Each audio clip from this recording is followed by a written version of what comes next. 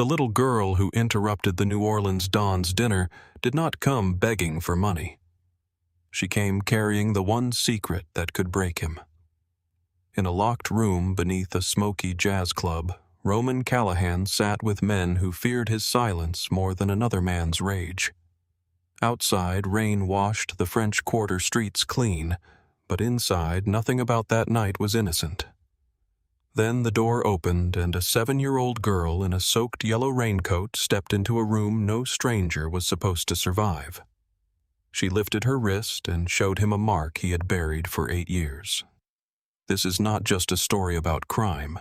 It is about love, grief, blood, and whether a dangerous man can become worthy of the child he never knew existed. Stay with this story until the end, and if it pulls you in like the video and comment where you're watching from. The room stayed silent after Maisie said Grace had died 9 days ago. Roman Callahan had heard men beg before. He had heard liars pray, traitors bargain, and killers weep into the polished wood of tables just like the one between them. None of those sounds had ever emptied a room the way this child's small voice did. 9 days. For 9 days, Grace Whitaker had been gone from the world, and New Orleans had kept breathing. Jazz had kept spilling from open doorways. Rain had kept shining on the streets. Men had kept moving money through the docks. Roman had sat in cars, signed papers, frightened cowards, and slept badly, all while the only woman who had ever made him want to be less dangerous had been lying somewhere cold and final. He looked down at the photograph again. Grace's handwriting had not changed. Strong pressure, sharp curves, letters that leaned forward like they were walking into a fight. Even on the back of a damp photograph, she sounded alive enough to argue with him. If anything happens to me, Maisie, find Roman Callahan. Show him your wrist. He has the same mark. And beneath all that darkness, there is still a man I once trusted. Roman folded the photograph along its old crease and set it on the table with more care than he had given to holy things. Maisie stood near the door, one sleeve still pushed up the small, anchor-shaped mark dark against her pale wrist. Her raincoat dripped steadily onto the floor. Her shoes were too thin. One lace had come undone and dragged through the water she had brought in with her. Roman forced himself to stay seated. If he stood too quickly, she would run. He saw it in the angle of her shoulders, the way her feet pointed not toward him but toward the exit. She had crossed a city in the rain to find him, but that did not mean she trusted him. Children did not owe trust to strangers, and Roman Callahan was worse than a stranger. He was the kind of man mothers warned their children about before locking the door. He lowered his voice. "Maisie." She blinked at the sound of her name in his mouth. "What happened to Grace?" Maisie looked down at her hands. They were red from the cold. She was sick. What kind of sick? The kind people whisper about. Roman's hand tightened against the table. There were kinds of pain, he understood. A knife in the ribs, a bullet through muscle, a broken bone held still until the doctor came. Pain with shape, pain with an enemy pain you could put a name on and punish. This was not that. Was she in a hospital? Sometimes. Maisie swallowed. Mostly at home near the end. Mrs. Evelyn said hospitals make people tired faster. Mrs. Evelyn. Our neighbor. Roman nodded once, though he did not know why. He was gathering facts because facts were easier than grief. Facts could be arranged. Grief only spread. Did Grace tell you to come here tonight? Maisie reached into her coat pocket again. Roman noticed the way she moved slow and careful, asking permission without words. She pulled out a small plastic bag. Inside were a folded paper, 2 coins, and a bus ticket softened by rain. She wrote the address down. Maisie placed the bag on the far end of the table, then stepped back again. She said not to show anybody unless I had to. Roman opened the bag and took out the paper. The Blue Saint. Lower room. Ask for Roman Callahan only if you cannot ask for Caleb Monroe. Grace had known more than she should have, or maybe she had always known enough. Roman looked up. How did you get past the door? Maisie's mouth pressed into a small line. I told the man outside my mom was dead. Roman closed his eyes for half a second. When he opened them, the room seemed different. Smaller. Uglier. The bourbon glass near his hand looked obscene beside the child standing in wet socks with a dead woman's instructions in her pocket.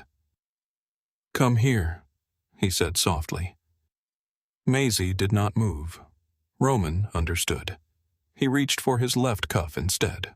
Slowly, with every motion visible, he unbuttoned it and rolled the sleeve back. The anchor mark sat on the inside of his wrist, dark and clean, the same shape as hers. His mother had carried it. His grandfather before her. The Callahan family did not talk about it much. Old blood had its own superstitions. Some called it a blessing. Some called it a warning. Roman had stopped believing in both.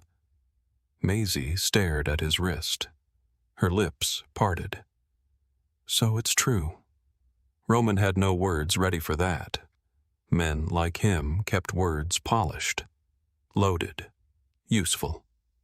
This child had brought him a sentence he could not aim at anyone. Yes, he said. Maisie looked from his mark to his face. Her expression did not open. Not yet. But something in her seemed to stop holding its breath quite so hard. Roman pushed the nearest chair back with his foot. Sit down.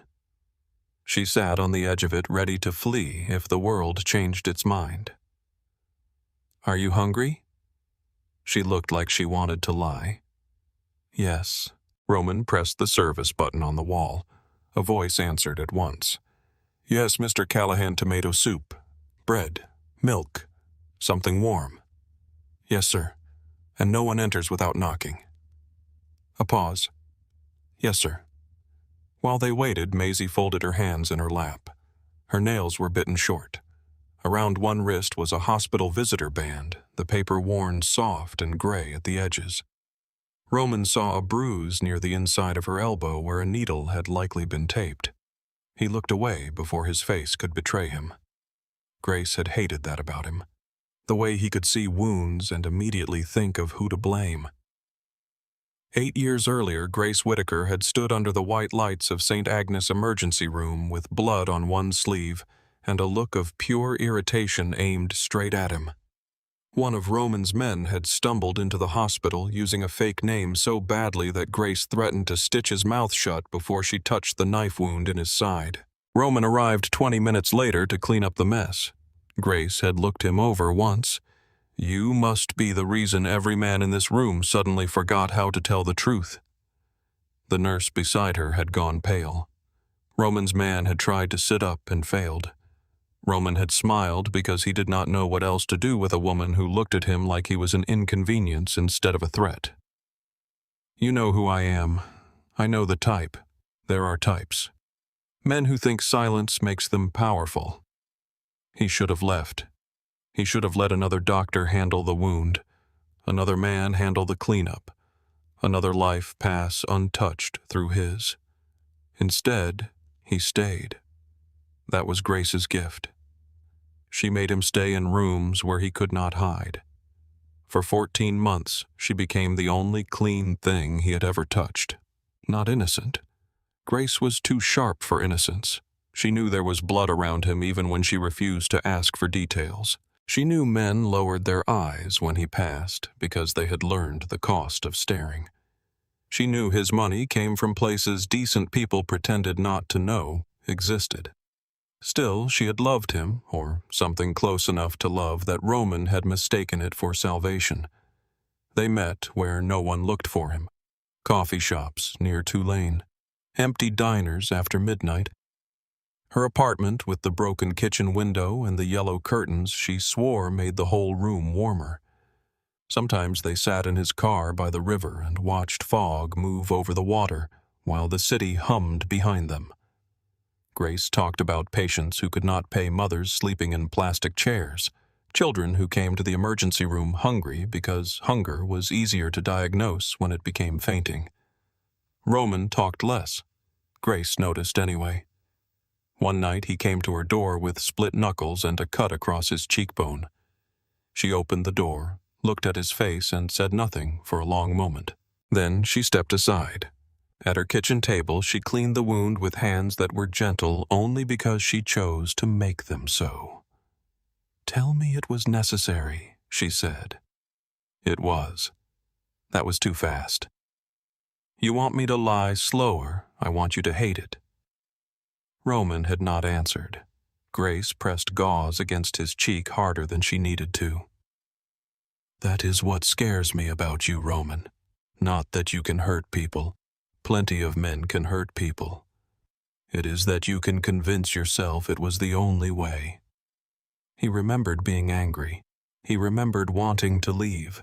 He remembered staying because her hand was on his face, and she was the only person alive who touched him like she did not expect him to bite. Then, one morning, she vanished. No fight, no note, no slammed door. Her apartment had been cleared with careful precision. Her phone was disconnected. Her landlord was paid in cash through the end of the month. Her friends at the hospital said they did not know where she had gone. Roman believed some of them were lying. He did not break them for it. That restraint had felt like love at the time. For 6 months, his men searched bus stations, clinics, leases, employment records, hospital systems, family names, church charities, anything that might lead to Grace Whitaker. Nothing. She had stepped out of his life like rain slipping through iron grates. At the end of those 6 months, Caleb had said the thing no one else dared. Maybe she left because she knew you would find her if she only ran halfway. Roman had stopped searching that night. Not because he stopped loving her, because he did not.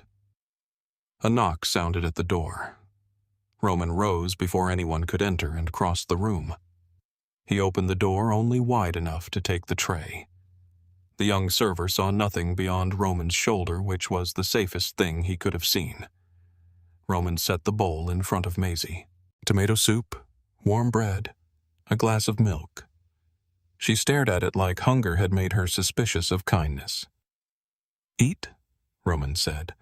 That was all the permission she needed. Maisie ate carefully but fast. She tore the bread into small pieces and dipped each one in the soup. Eyes, lowered shoulders still tight. Hunger had manners when a child had been taught not to be trouble. Roman sat across from her and watched his daughter eat. His daughter. The words moved through him like a door opening in a house he thought had burned down. When the bowl was half empty, he asked, "How old are you?" 7. The number struck harder than it should have. 7 meant Grace had left New Orleans carrying more than her clothes. 7 meant every year Roman spent turning himself into something colder. Somewhere a child with his blood had been learning to walk, to talk to, write her name. Somewhere Grace had been raising her alone. "Did Grace ever tell you who I was?" Maisie wiped her mouth with the napkin. "She said you were important." "That is not an answer. She said some people were scared of you." Roman's jaw tightened. "And were you?" Maisie looked toward the door, though she could not see the guards beyond it. "I was more scared of not finding you." Roman lowered his gaze to the table. The answer was too honest to defend against. When she finished eating, she held the glass of milk in both hands and asked, "Are you going to send me to the place for kids?" "No." The answer came before thought, before strategy, before risk, before legal complications, before enemies, before bloodlines, headlines, whispers, leverage, and war. "No." Maisie did not move. "Mrs. Evelyn said a lady from the office might come back tomorrow." "What office? I don't know." "She had a blue coat. She talked in the hallway. She said there were forms." Roman heard the quiet machinery of the state turning toward this child. Forms, placement, temporary care, words that could swallow a little girl and return her with a number pinned to her file. "Do you have family?" Maisie shook her head. Grace had friends. Some. But they have kids already, or they live far away. She looked into the empty bowl. Mom said we were a little team. Roman felt that one deeply. Grace would have done that. She would have wrapped loneliness in brave words so Maisie would not have to feel the full shape of it. He stood. Maisie tensed. Roman softened his voice. We are leaving. Where my house? Is it far? No. Do you have kids there? No. Do you have a dog? No. She considered this with serious disappointment. Do you have cereal? For the first time that night, something almost moved at the corner of Roman's mouth. I can get cereal. Maisie slid off the chair. The yellow raincoat hung heavy around her knees. Roman reached for it, then stopped. He did not know whether helping her would frighten her. She solved the problem by looking up and offering one sleeve. Roman helped her into the coat carefully. His hands, which had signed death warrants and held guns without trembling, moved as if the fabric might bruise. The hallway outside the private room had been emptied. Of course it had. Caleb stood near the service stairs with 2 guards and a face full of questions he was too disciplined to ask. His eyes dropped to Maisie, then lifted to Roman. Roman gave him one word. Car. Caleb nodded. They moved through the back of the Blue Saint. In the kitchen, cooks turned away without being told. At the service exit, rain fell hard into the alley silver under the security light. Roman opened his coat and shielded Maisie as they crossed to the black SUV. She climbed inside and buckled herself with careful concentration. Roman sat beside her in the back. Caleb took the front passenger seat. The driver pulled away from the curb, tires hissing over wet pavement. For a few blocks, no one spoke. New Orleans slid past the windows. Gas lamps glowed against wet brick. A woman under a red umbrella hurried along Royal Street.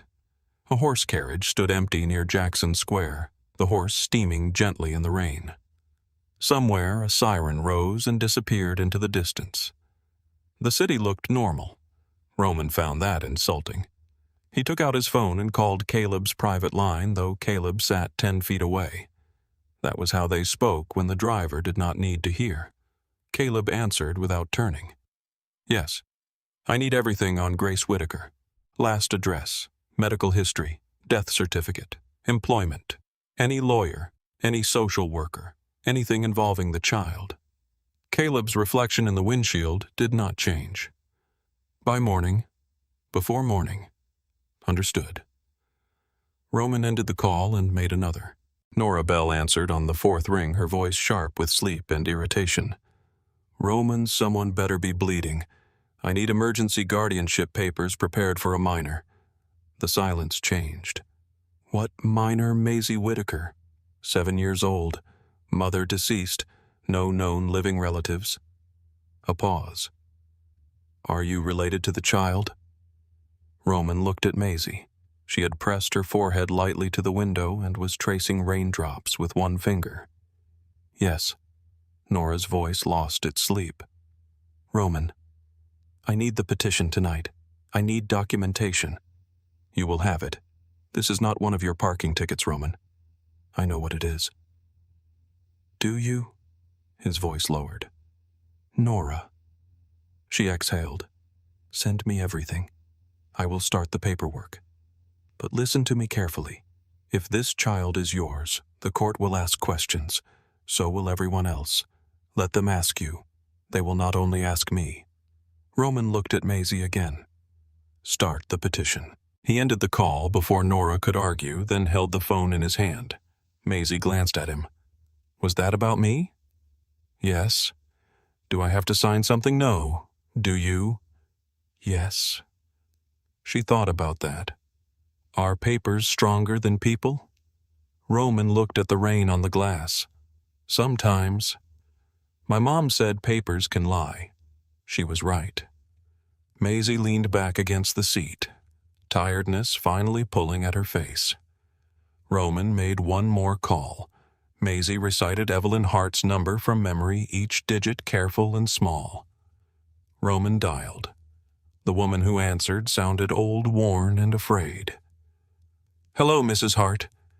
My name is Roman Callahan. Maisie Whitaker is with me. A sharp breath. Is she safe? Yes. Oh, thank God. The sincerity in the old woman's voice nearly undid him. She said you have her belongings. I do. A backpack. Some clothes. Her mother's things. Not much. Evelyn's voice shook. I did not know what to do. The woman from Child Services said she would come back tomorrow. She does not need to come back. Silence. Then carefully, Are you family? Roman looked at Maisie. Yes. Evelyn began to cry, quietly ashamed of the sound. Grace said someone might come. Near the end, she kept saying there was someone, but then she would get scared and stop talking. I thought maybe it was the fever. It was not. She loved that child more than anything. I know. No, Evelyn said, and for the first time steel entered her voice. You do not, but maybe you can learn. Roman accepted the blow because it was deserved. I will send someone for Maisie's things. I will not give them to just anyone. Good. That answer seemed to calm her. I will pack what I can. Thank you. He ended the call. Maisie was looking at him now. Is Mrs. Evelyn mad? No. She cries when she's tired. So do a lot of people. Do you? Roman glanced at her. No. Maisie seemed to think about that longer than he liked. Maybe you're not tired enough. From the front seat, Caleb made a sound that might have been a cough. Roman looked out the window so Maisie would not see the corner of his mouth move. The SUV turned toward the garden district where the houses stood behind iron fences and old oaks stretched their branches over the streets like hands guarding secrets. Roman's mansion waited at the end of a quiet block, 3 stories of pale stone black shutters and windows dark enough to look blind. The driver stopped at the curb. Caleb stepped out first and scanned the street. Roman opened the door on Maisie's side. The rain had softened to mist. Maisie stood on the sidewalk and looked up. You live here? Yes. Alone? Yes. She nodded as if confirming something she had already suspected. It looks lonely. Roman had spent a fortune making that house secure. Reinforced doors beneath antique wood. Cameras hidden where even his own men did not know to look. Glass that would stop bullets. A panic room behind a wall of old books. He had made it untouchable. No one had ever called it lonely. Inside, the foyer smelled of leather rain and polished wood. Maisie stepped in carefully as if afraid to leave marks. Her shoes squeaked against the floor. Roman watched her take in the high ceiling, the curved staircase, the empty walls, the absence of photographs, the absence of noise, the absence of life. He had never noticed how much was missing until a child looked at it. Caleb entered behind them and closed the door. I will make the calls, he said. Roman nodded. Caleb's gaze moved to Maisie. For a moment, something almost gentle crossed his face. Miss Whitaker. Maisie looked up at him. Are you the man my mom said to ask for if I could not find him? Caleb blinked once. Roman turned away before his expression betrayed him. I suppose I am, Caleb said. Maisie nodded. My mom said backup plans matter. Caleb looked at Roman, then back at the child. Your mother sounds like a wise woman. She was. The answer was immediate and absolute. Roman felt it settle over the foyer. He led Maisie upstairs to the 2nd floor. The guest room had cream walls, white sheets, a dresser, a lamp, and nothing else. It was the kind of room prepared for visitors who never stayed long. Maisie stood in the doorway. This is yours for now, Roman said. She touched the edge of the blanket. For now means temporary. He remembered what she had asked in the restaurant, and this time he did not make the same mistake. This is yours, he corrected. She looked at him. For how long Roman had made grown men disappear for asking fewer questions. This one left him defenseless. He crouched slowly so his eyes were level with hers. The movement felt strange. He could not remember the last time he had lowered himself for anyone. As long as you need it. Maisie studied his face with an old sadness that did not belong on a child. My mom said needing things makes people leave. Roman held still. Not me. You do not know that yet. He did not answer too quickly. No, he said. I do not, but I am saying it anyway. For the first time since she entered the room, beneath the blue St. Maisie's shoulders dropped by the smallest measure. Roman stood. There is a bathroom through that door. I will find dry clothes. I have pajamas at Mrs. Evelyn's. Tonight you can use something here. He found a clean white t-shirt in a drawer from a guest set no one had used. It was too large but soft. He placed it on the bed and turned away while she changed in the bathroom. When she came out, the shirt fell past her knees. Her wet hair had been combed with her fingers. Without the raincoat, she looked smaller, far too small for the grief she carried. Do I sleep now? She asked. If you want. What do you do at night work? Always usually. She looked around the bare room. My mom used to read until I fell asleep when she was not too sick. Roman felt the sentence reach backward through time and find every version of himself that had failed them. I do not have children's books. That is okay.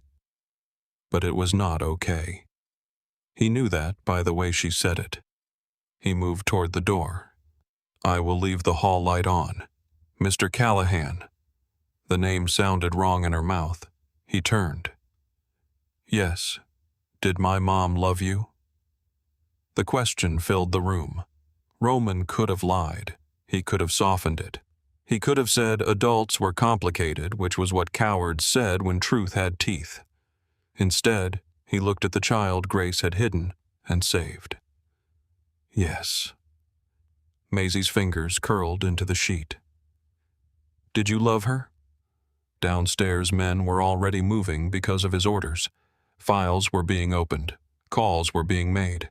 The machinery of his life had begun turning around this child, around this dead woman, around the past that had walked back into his private room wearing untied shoes. Roman looked at Maisie. Yes. She nodded once as if the answer mattered but did not surprise her. Good night. Good night, Maisie. He closed the door halfway, leaving a wedge of light across the floor.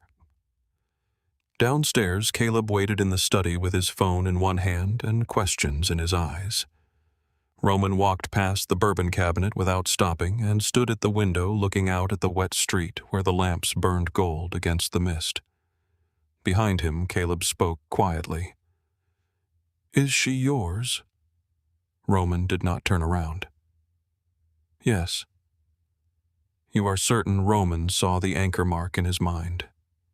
Grace's handwriting, Maisie's chin lifting so she would not cry. Yes.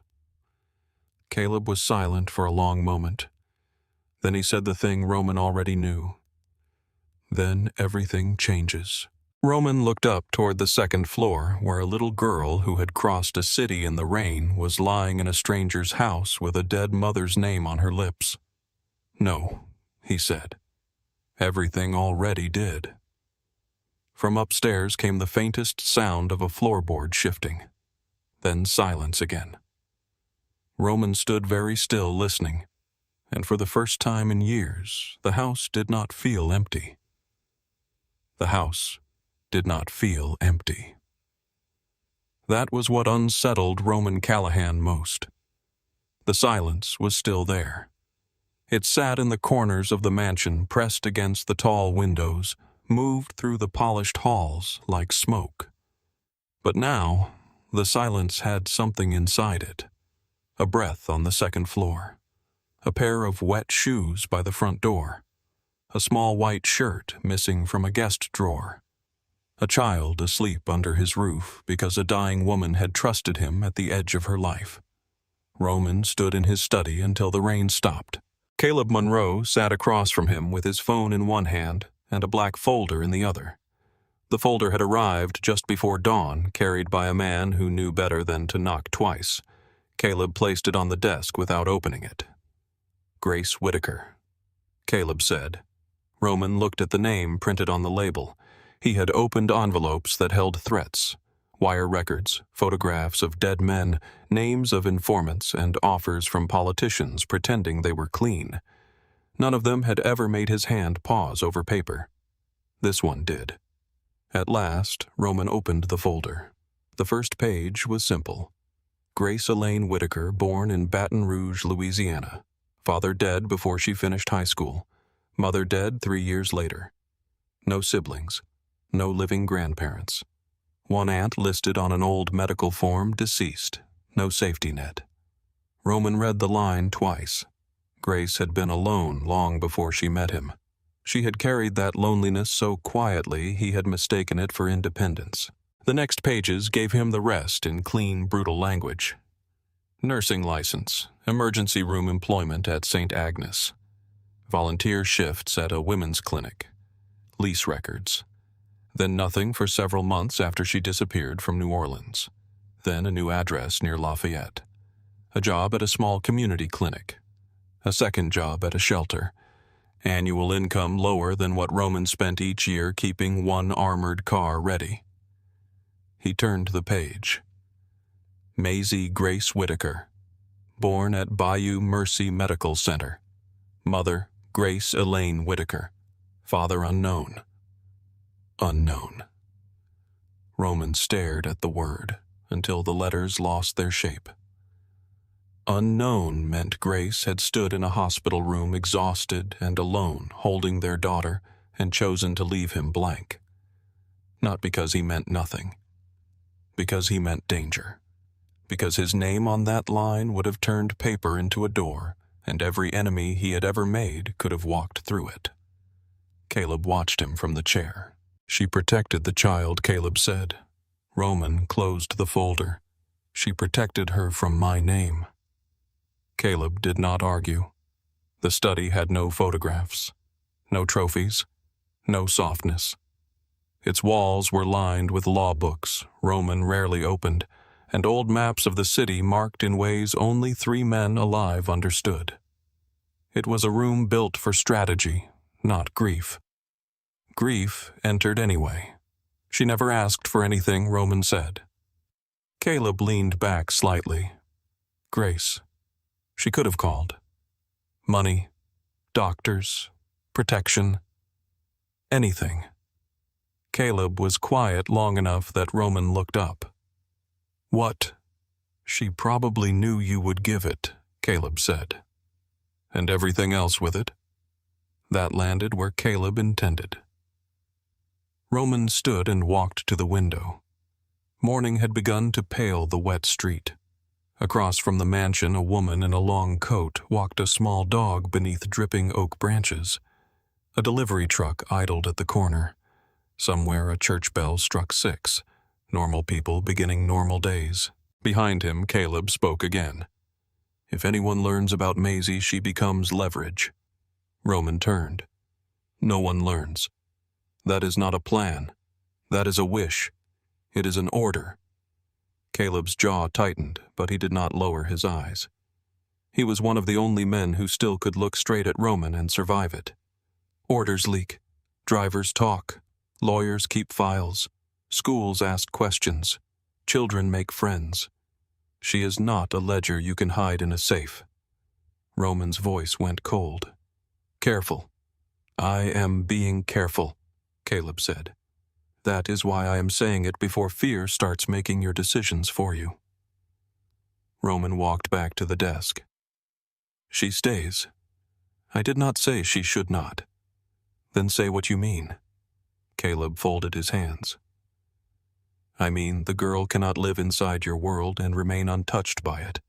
Either you keep her completely outside it or you change the shape of everything around you. Roman almost laughed. There was no humor in it. Change everything, or lose her to it.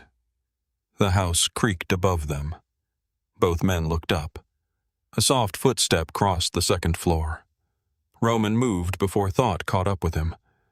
He left Caleb in the study and climbed the stairs quietly.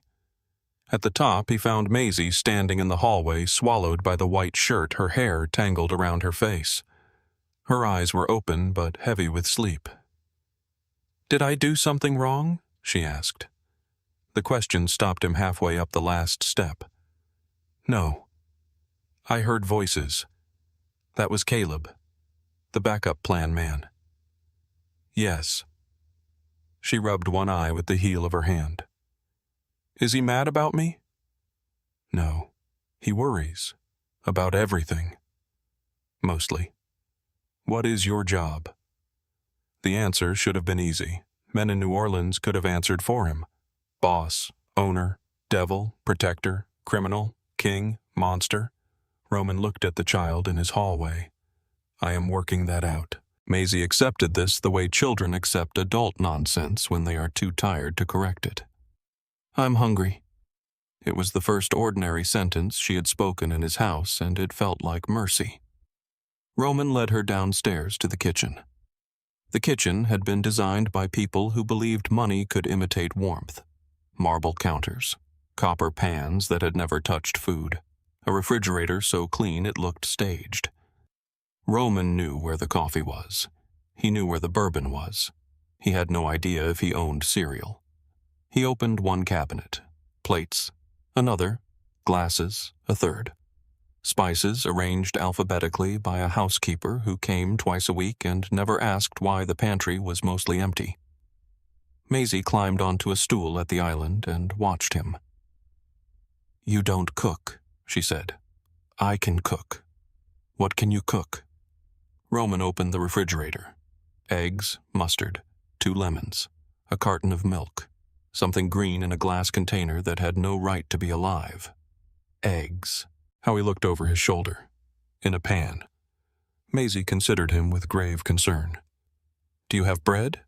"Yes." "Peanut butter?" Roman searched and found an unopened jar at the back of the pantry. "Jelly?" Another search. "Strawberry?"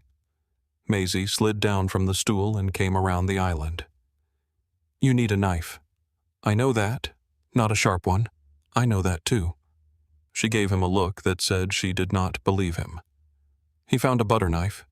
She took it carefully as if accepting a tool from a man who might misuse it, then pulled a stool to the counter and climbed up. Roman moved forward instinctively, one hand half lifted in case she fell. "I'm okay," she said. She spread peanut butter on one slice of bread, then the other. "Both sides?" Roman asked. "So the jelly doesn't make it soggy." "Is that a rule?" "It's a good rule." She added jelly, pressed the slices together, cut the sandwich into 2 uneven triangles, and slid one half toward him. "You have to try it. I am not hungry. My mom said people say that when they don't want to be included." Roman looked at the sandwich, then at Maisie. He picked it up and took a bite. She waited. "Well, it is acceptable. That's what I was going to say." There it was again, the almost smile. It came from somewhere unfamiliar and vanished before it fully formed. Maisie noticed. Her face changed for half a second. Not joy exactly. Recognition, like a small bird hearing another bird far away. Caleb appeared in the doorway, silent as ever. Roman turned. What Caleb looked at the sandwich in Roman's hand, then at Maisie on the stool. Nothing. Roman's stare sharpened. Caleb cleared his throat. Nora called. "She can file for emergency guardianship today, but she needs proof of relationship." Maisie stopped chewing. Roman saw it. Caleb saw it too late. "She does not need to hear this," Roman said. Maisie put the sandwich down. "Does that mean you have to prove I'm yours?" The kitchen went quiet. Roman pulled out the stool across from her and sat. He did it slowly, deliberately, making himself smaller in a room where he had always been the largest thing. "It means there are papers adults like to argue over. Because of me, No. Because of Mom. No. Then, because of you. He did not lie. Yes. Maisie looked at the sandwich. If the papers say I'm not due, I leave. Roman felt Caleb shift in the doorway. No. But what if they say I have to? Then the papers are wrong. She looked up at him. You can do that. For you. Yes. Caleb said nothing, but Roman felt the warning in his silence. Promises were dangerous. Promises to children were sacred. Roman had made very few sacred things in his life. Now he had made one before breakfast. After Maisie finished eating, Caleb arranged for Evelyn Hart to send her belongings through Isaac Reed, a former Marine who had driven for Roman's family before Roman inherited anything but enemies. Isaac arrived before noon with 2 duffel bags, a purple backpack shaped like a cat, and a cardboard box sealed with packing tape. Maisie stood at the bottom of the stairs when he brought them in. Her face went still. That's Mom's box, she said. Roman looked at Isaac. Isaac set it down gently. No one opened it. Maisie crossed the foyer and placed both hands on the box. For the first time, she looked exactly 7. Small. Lost. Afraid that cardboard and tape were all that remained of the person who had been her whole world. Roman wanted to tell her she did not have to open it. He wanted to give an order that could make grief wait. But some instinct warned him not to command this pain. So he stood there. Maisie whispered, "Can it go in my room?" Roman picked up the box himself. It was not heavy. That made it worse. Upstairs, the guest room looked less bare once Maisie's things entered it. Worn sneakers by the closet, folded clothes in the dresser, a toothbrush by the sink, 3 bird books on the nightstand, a stuffed rabbit with 1 bent ear placed carefully against the pillow. The box went in the corner. Maisie did not open it. That afternoon, Roman made more calls, a pediatrician who still made house visits and knew how to forget addresses, a school administrator outside the city who owed Nora Bell a favor, a trust manager who could move tuition through clean channels, a security consultant who had never taken Roman's money before and therefore had not yet learned to talk about it. By evening, there were new rules written in Roman's mind. No crew members inside the house without clearance. No meetings after 5 unless unavoidable. No weapons in common rooms. No mention of Maisie in texts, calls, ledgers, or jokes. Her name became the most protected word in New Orleans. Maisie knew none of this. She sat at the kitchen table with a pencil Caleb had found in a drawer and a stack of printer paper. She drew quietly while Roman reviewed documents at the far end of the table. He had tried to work in his study, but after 15 minutes he found himself checking the hallway camera. After 20, he came back to the kitchen and pretended it was because the light was better. Maisie drew a square house with smoke coming from the chimney. Roman looked at it longer than he meant to. Is that your old house? Number Mrs. Evelyn's building, no. What is it? She shaded the roof. Just a house. There were 2 windows, a crooked door, and a tree beside it. No people. Roman returned to his papers. After a while, Maisie asked, Why don't you have pictures? He looked up. Pictures on the walls. I never needed any. Maisie's pencil paused. My mom said pictures are proof something happened. Roman glanced toward the empty hallway, the polished walls, the rooms full of expensive furniture, and no memory. She may have been right. Don't you want proof? The question was innocent. That did not make it gentle. Roman thought of the photograph in his jacket pocket. Younger Roman outside a hospital entrance. Grace behind the camera. A life that had happened then vanished because no one had been there to keep proof except the woman who ran. I don't have much worth proving, he said. Maisie went back to drawing. I can make some. 2 hours later, the first picture appeared on the refrigerator held by a magnet shaped like a tiny streetcar from some charity event Roman did not remember attending. It was the square house with the crooked door. Roman saw it when he reached for a bottle of water. He stared. Maisie stood beside him, holding another drawing against her chest. "You don't have to keep it there." He looked down at her. "It can stay. It's not very good. It can still stay." She nodded, satisfied, and went back to the table. That night, Maisie did not sleep. Roman knew because the security monitor showed her door opening at 1:17 in the morning. He was in the study reading Grace's medical file again, punishing himself with details. The screen showed Maisie step into the hallway and sit at the top of the stairs. She did not call for him. She did not cry. She simply sat with her arms around her knees, looking down into the dark house. Roman stood, then stopped. He could frighten men into obedience. He could extract truth from liars. He could enter any room in his city and own the air inside it. But he did not know how to approach a child who could not sleep because her mother was dead. So he did nothing. He watched until she went back to bed at 1:43. The next night she came out again, 1:22. This time Roman opened the hall closet and found a folded blanket, soft gray wool, unused. After Maisie returned to her room, he carried it upstairs and placed it on the top step. No note, no explanation. In the morning, the blanket was folded neatly on the same step. Maisie did not mention it at breakfast. Neither did he. The next night he placed it there before midnight. At 1:19, she came out, wrapped herself in it, and sat on the step for 20 minutes. Roman watched from the study, one hand pressed against his mouth. By the fourth night, the blanket had become theirs. Not comfort exactly. Not yet. A signal. "I know you are there. I will not make you ask."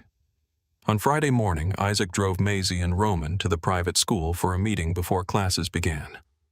Roman wore a charcoal suit and stayed in the back of the headmistress's office while Nora spoke in calm legal phrases.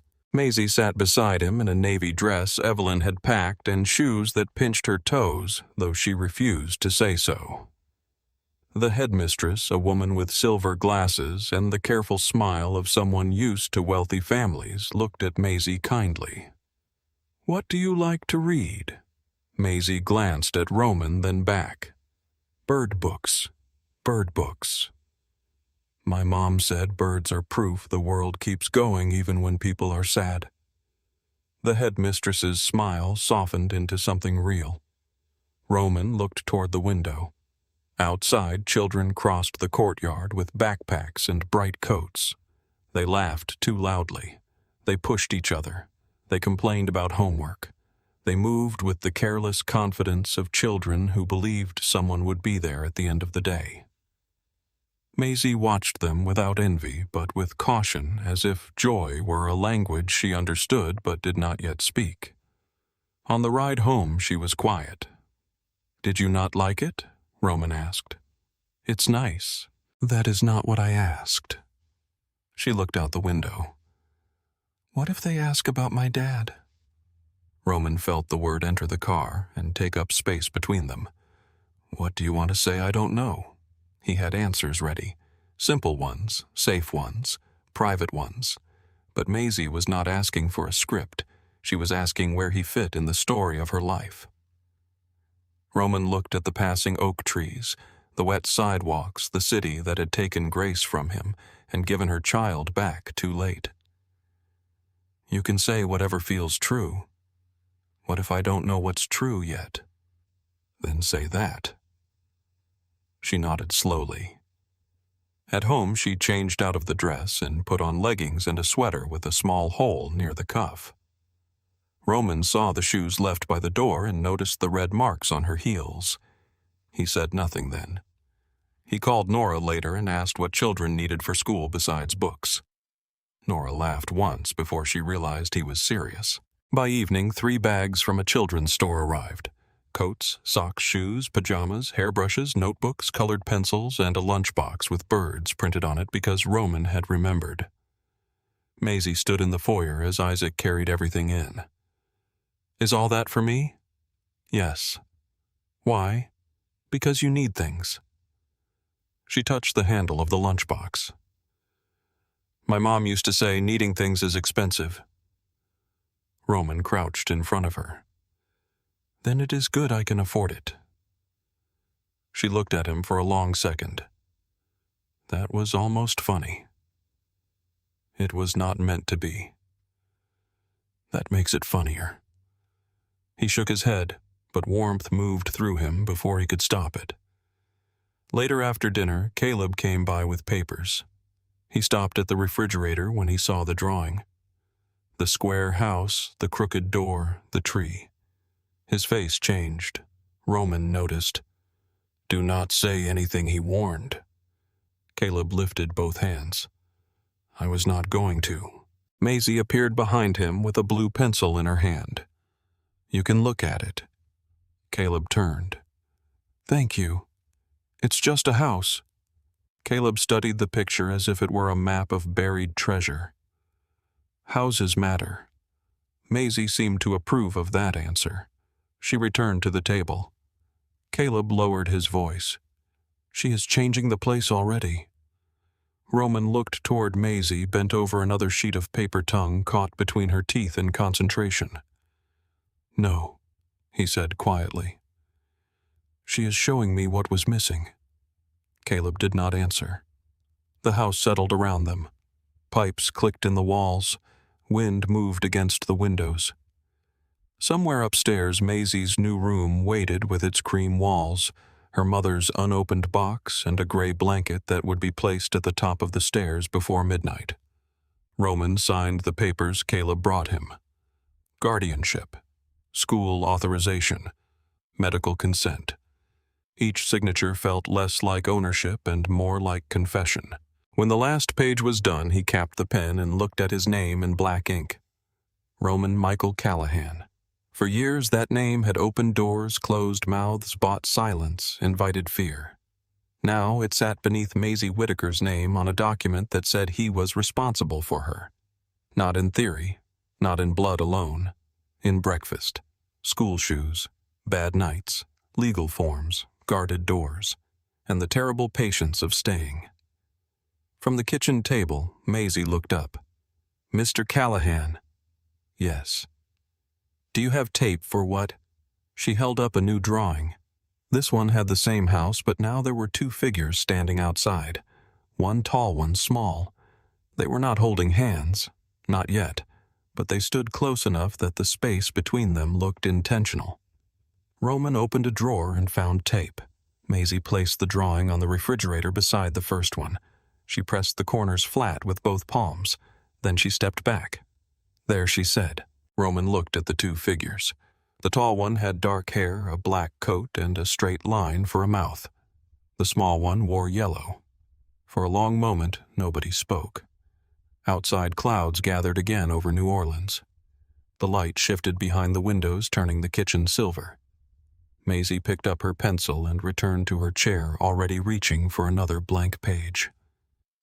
Roman stayed in front of the refrigerator, staring at the proof that something had happened. Somewhere deep inside the house, behind all the locks and walls and cameras, the first crack opened in the fortress. It did not sound like breaking glass. It sounded like paper being taped to a refrigerator. That night, after Maisie finally slept, Roman stood in the doorway of her room. He did not enter. Not fully. The border mattered. The stuffed rabbit leaned against the pillow. The bird books sat stacked beside the lamp. The gray blanket rested over the foot of the bed. In the corner, Grace's sealed box waited quiet and patient as a confession. Roman looked at it for a long time. Then he looked at Maisie sleeping with one hand curled near her marked wrist. For 8 years, Grace had carried the truth alone. Now the truth had entered his house, eaten at his table, drawn on his refrigerator, and fallen asleep beneath his roof. Roman closed the door halfway, leaving a thin line of light across the floor. In the corner of the room, Grace's box remained unopened, but the house seemed to know it was not silent. By morning, Grace's box had become the quietest thing in the house and somehow the loudest. Roman noticed it before he noticed the weather, before the coffee, before Caleb's messages waiting on his phone. The box sat in the corner of Maisie's room like a question no one was brave enough to answer. Brown cardboard, clear tape, grace written across the top in black marker by a hand that was probably Evelyn Hart's. Maisie did not touch it at breakfast. She sat at the kitchen table with her bird lunchbox beside her elbow and a piece of toast cooling on her plate. She had learned where the small glasses were kept and poured orange juice with both hands wrapped around the carton. Some spilled on the counter. Not much, just enough for her whole body to go still. Roman saw it from the stove.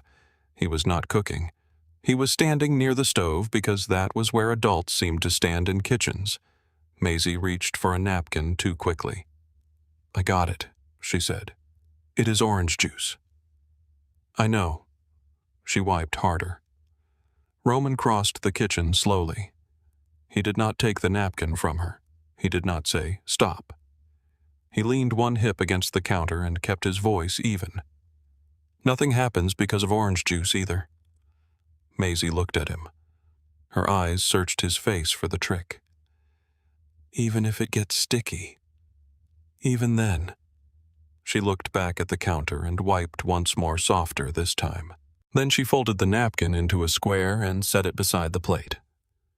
"My mom said sticky things bring ants. She was right." "Do you have ants?" "No." "How do you know?" "Because Caleb worries too much to allow ants." Maisie considered that and nodded as if it made perfect sense. When Caleb entered a minute later, she looked up at him. "Do you worry about ants?" Caleb stopped in the doorway. Roman did not look away from his coffee. Caleb glanced at him, then at Maisie. "I worry about many things, Miss Whitaker. Ants are small. That is how they get in." Maisie seemed satisfied. Roman hid his face behind the mug. It was not happiness. Not exactly. Happiness was too clean a word for what moved through him. This was stranger. A warmth with edges. A moment so ordinary it felt dangerous to hold. After breakfast, Dr. June Carter arrived. She did not come through Roman's world like most people did, measuring danger before speech, calculating power before eye contact. She stepped through the front door with a dark coat over one arm, silver threaded through her black hair, and a worn leather satchel resting against her hip. Her shoes were plain. Her gaze was steady. She looked around the mansion without admiration. Roman disliked her immediately. Caleb, who had found her through a private hospital board member and 2 favors. He did not explain, stood near the foyer table. "Dr. Carter," he said. "Thank you for coming." "I came for the child," she said. Her eyes moved to Roman. "You must be Mr. Callahan." "Roman. I know who you are." Most people said that with fear or pride or hunger. Dr. Carter said it the way a nurse might say she knew a fever. Maisie watched from the bottom of the stairs with her stuffed rabbit tucked beneath one arm. She had brushed her hair badly, leaving a knot near one ear. Roman had noticed it and done nothing because he did not yet know how to offer help without making it feel like correction. "Doctor." Carter crouched slightly, not too close. "Hello, Maisie. I'm June." Maisie looked at Roman. Roman nodded once. "Hello," Maisie said. Dr. Carter lifted the leather satchel. "I brought some things. Sometimes words get tired, so I let other things talk first." Maisie's face changed by the smallest measure. "Words get tired all the time." "Yes," Dr. Carter said. "They do." They used the sitting room, a room Roman had owned for years and never sat in. Sunlight came through tall windows and fell across pale furniture no one had chosen for comfort. Roman stood near the fireplace with his arms folded. Caleb remained by the door. Dr. Carter took a wooden box from her satchel and placed it on the low table. Inside were small objects: a tiny house, a brass key, a smooth blue stone, a boat, a paper sun, a dog, a bird carved from dark wood. Maisie touched the bird first. Of course she did. Roman saw grace in that movement so sharply he had to look away. "Doctor," Carter did not ask about death. She did not ask about hospitals. She did not ask about fathers, or fear, or why a child kept her shoes pointed toward the nearest exit. She only said, "You can put them wherever they belong." Maisie arranged the house in the center of the table. The bird went on the roof. The key disappeared under the couch cushion. The boat turned upside down beside the leg of the table. The paper sun she held for a long time before placing it behind the house where it could not be seen unless a person leaned close. Dr. Carter watched without interrupting. Roman watched too, though he did not understand the language. When the session ended, Maisie asked if she could hold the bird a little longer. Dr. Carter smiled. Yes. Maisie took it upstairs with both hands. Only when her footsteps disappeared did Dr. Carter close the wooden box. "She is very careful," she said. Roman's voice was flat. "She is calm." Dr. Carter looked at him. "No, she is performing calm. That is not the same thing." Caleb suddenly found the carpet very interesting. Roman's eyes narrowed. "Explain." "She has learned that adults are less likely to leave if she becomes easy to keep." The words entered him slowly, then turned sharp. Roman looked toward the staircase. "I told her she is staying."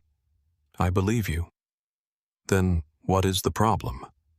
Dr. Carter put the box back into her satchel. "She does not believe the world keeps promises because adults say them. She believes in patterns. Who comes back? Who notices? Who stays in the room when she becomes inconvenient?" Maisie's voice echoed in his memory.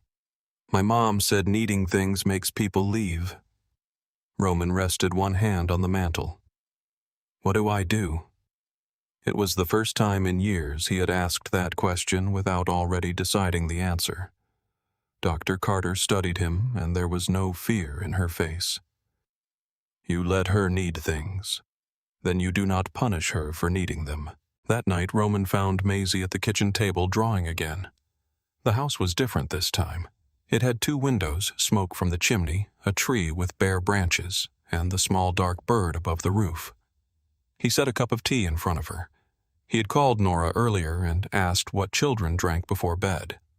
Nora had laughed until she realized he was not joking, then told him chamomile tea if he was planning to become someone's grandmother. Maisie looked at the cup. "What is it, tea? Do I have to drink it?" "No." She picked it up anyway and smelled it. "It smells like grass." "That is unfortunate." She took a tiny sip and made a face. Roman sat across from her. The silence rested between them, but it did not feel as cold as before. After a while, Maisie asked, "Did Dr. Carter tell you I'm sad?"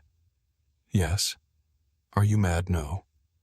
"People get tired of sad." Roman leaned forward. "I have known sad for a long time." Maisie looked at him.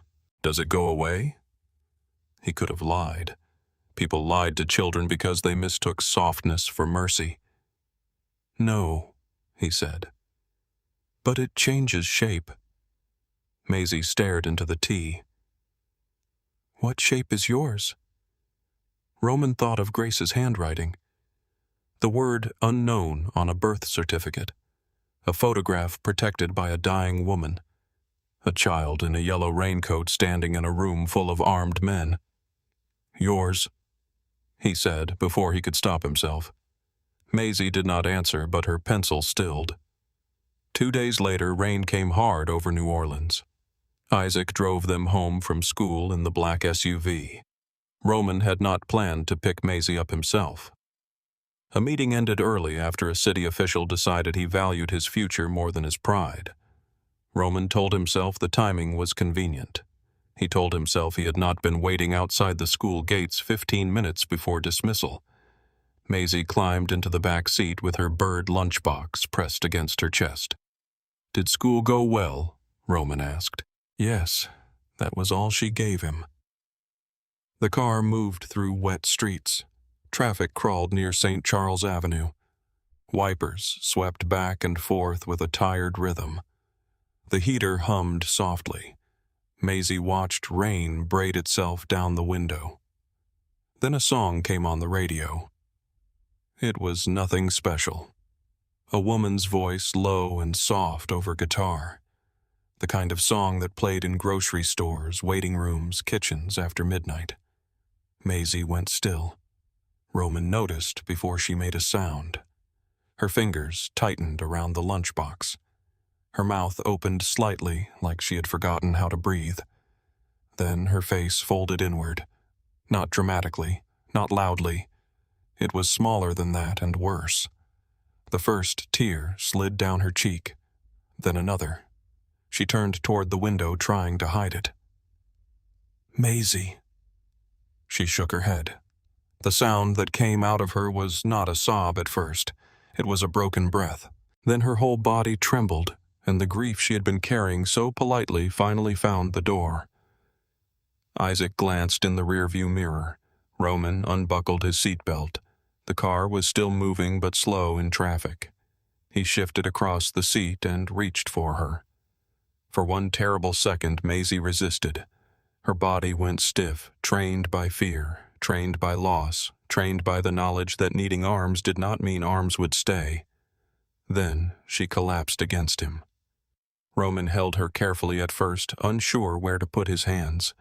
Then she buried her face in his coat and cried with a force that made him close his eyes. He did not tell her it was all right. It was not. He did not tell her not to cry. She had earned every tear. He held her while rain ran down the glass and the city blurred around them. "I want Mom," she cried. Roman bowed his head over hers. "I know. I want to go home." His throat tightened. "I know. I don't know where home is anymore." There was no answer for that. None that was not a lie. So he held her closer. After a long time, her sobs thinned into shuddering breaths. The song ended. Another began. Isaac turned the radio off without being asked. Maisie stayed pressed against Roman's chest, exhausted and embarrassed. "I'm sorry," she whispered. Roman looked down at her. For what? For being loud. The words moved through him like a blade. "You can be loud." She did not believe him yet. He could feel it in the way she held herself. He rested one hand against the back of her head. "I miss her too," he said. Maisie lifted her face. Rainlight moved over her wet cheeks. "You do?" "Yes." How much Roman looked out at the gray city, at people carrying umbrellas like shields, at balconies dripping rain onto sidewalks, at all the places Grace had once existed without him knowing.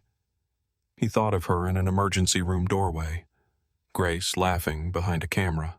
Grace vanishing, because she loved a child more than she feared loneliness. "Enough that I should have found her," he said. Maisie studied him, then lowered her head back against his coat.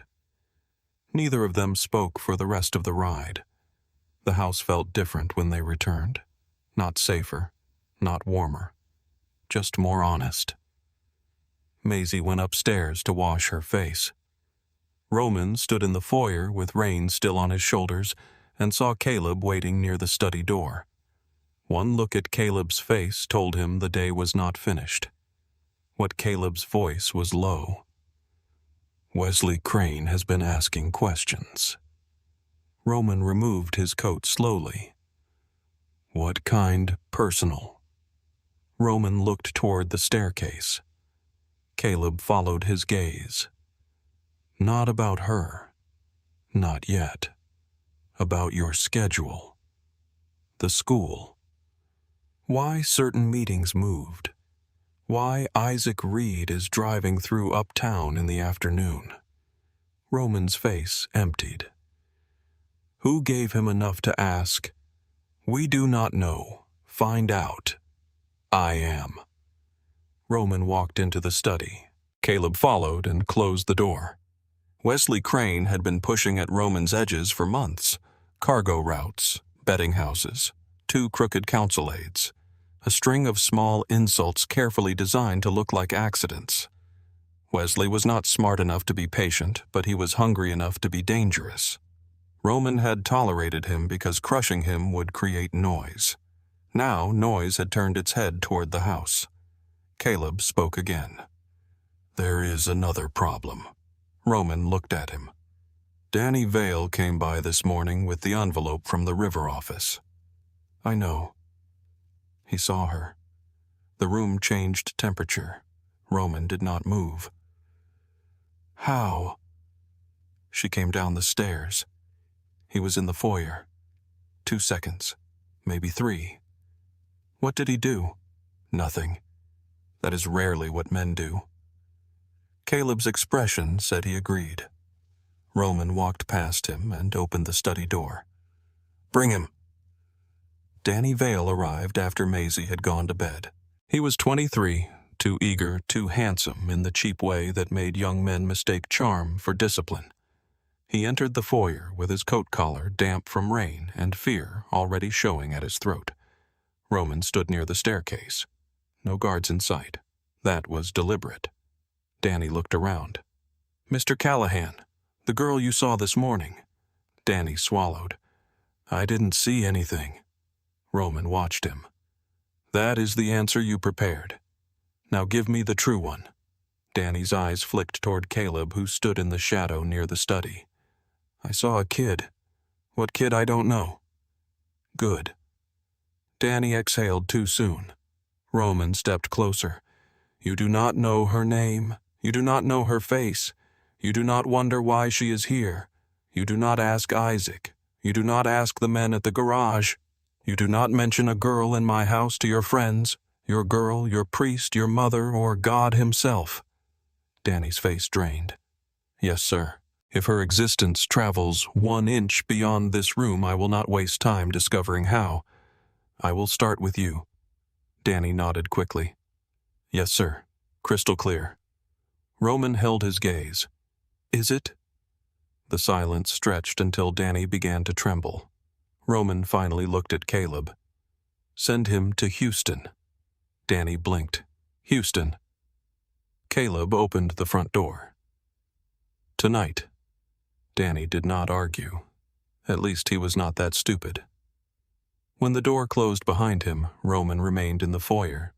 The house was quiet again, but it was not the same quiet. Now it had teeth. Caleb came beside him.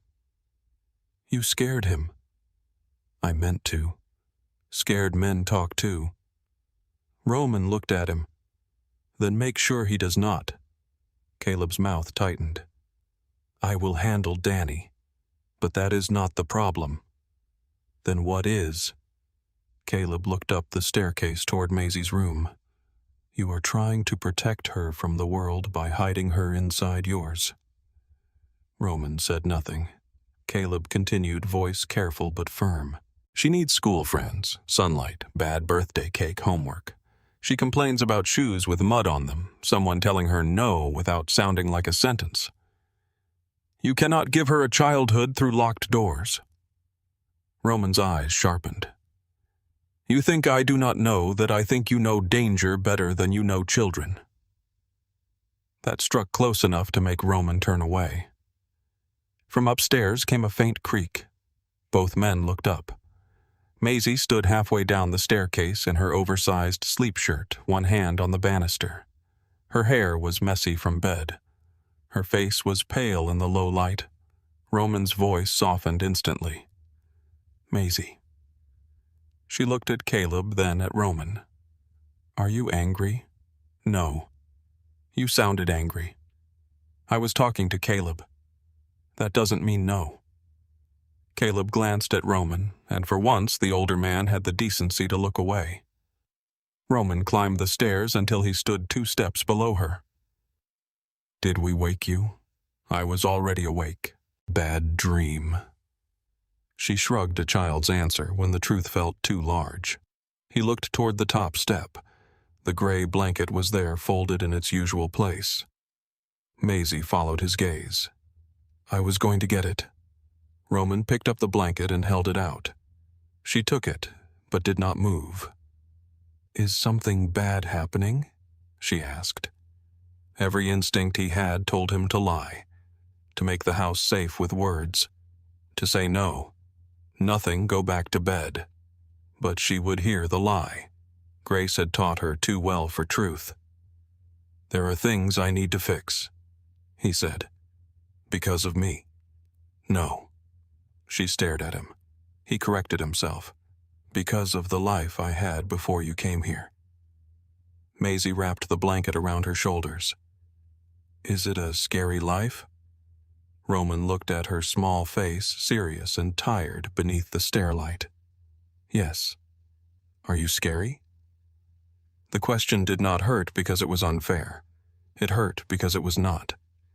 Caleb stood below them, silent. Roman rested one hand on the banister. "To people who try to hurt what is mine," he said. Maisie thought about that. "Am I yours?" Roman's chest tightened. "You are not a thing someone owns. That's not what I meant." He knew. For once he let the silence be honest. "You are my daughter," he said. The words came out low, rough, almost unfamiliar. Maisie held the blanket tighter. "Okay, just that. Okay." Then she turned and went back upstairs. Roman watched until her door closed. Caleb spoke from below.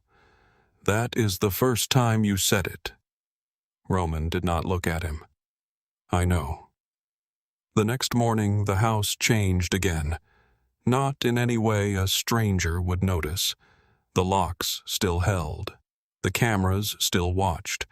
The windows still reflected a city that would eat weakness if it smelled blood. But Roman moved differently through the rooms. He took calls outside. He sent men away before Maisie came downstairs. He removed the pistol hidden beneath the drawer in the kitchen island and locked it in the study safe. Then the one from the entry table. Then the one from the laundry cabinet. Caleb watched from the doorway. "You forgot the one behind the wine rack." Roman gave him a look. "I did not forget." By noon, the house was still a fortress, but for the first time, it was trying to become something else.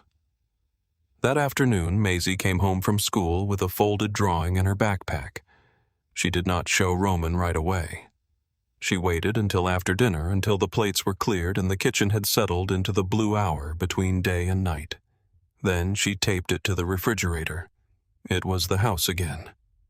This time, the tall figure and the small figure stood on the porch. Between them was a bird with open wings. Roman looked at it. "What is the bird doing?" Maisie stood beside him, watching. "Why, to make sure nobody leaves."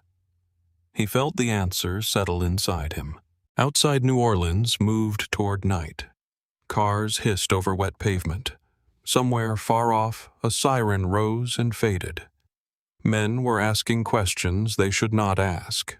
A rival was digging for a weakness. A young driver was being sent out of the city with fear in his mouth. Inside the kitchen, Maisie reached for another magnet and pressed the corner of the paper flat. Roman stood beside her close enough that their shadows touched on the refrigerator door. For once, he did not step away.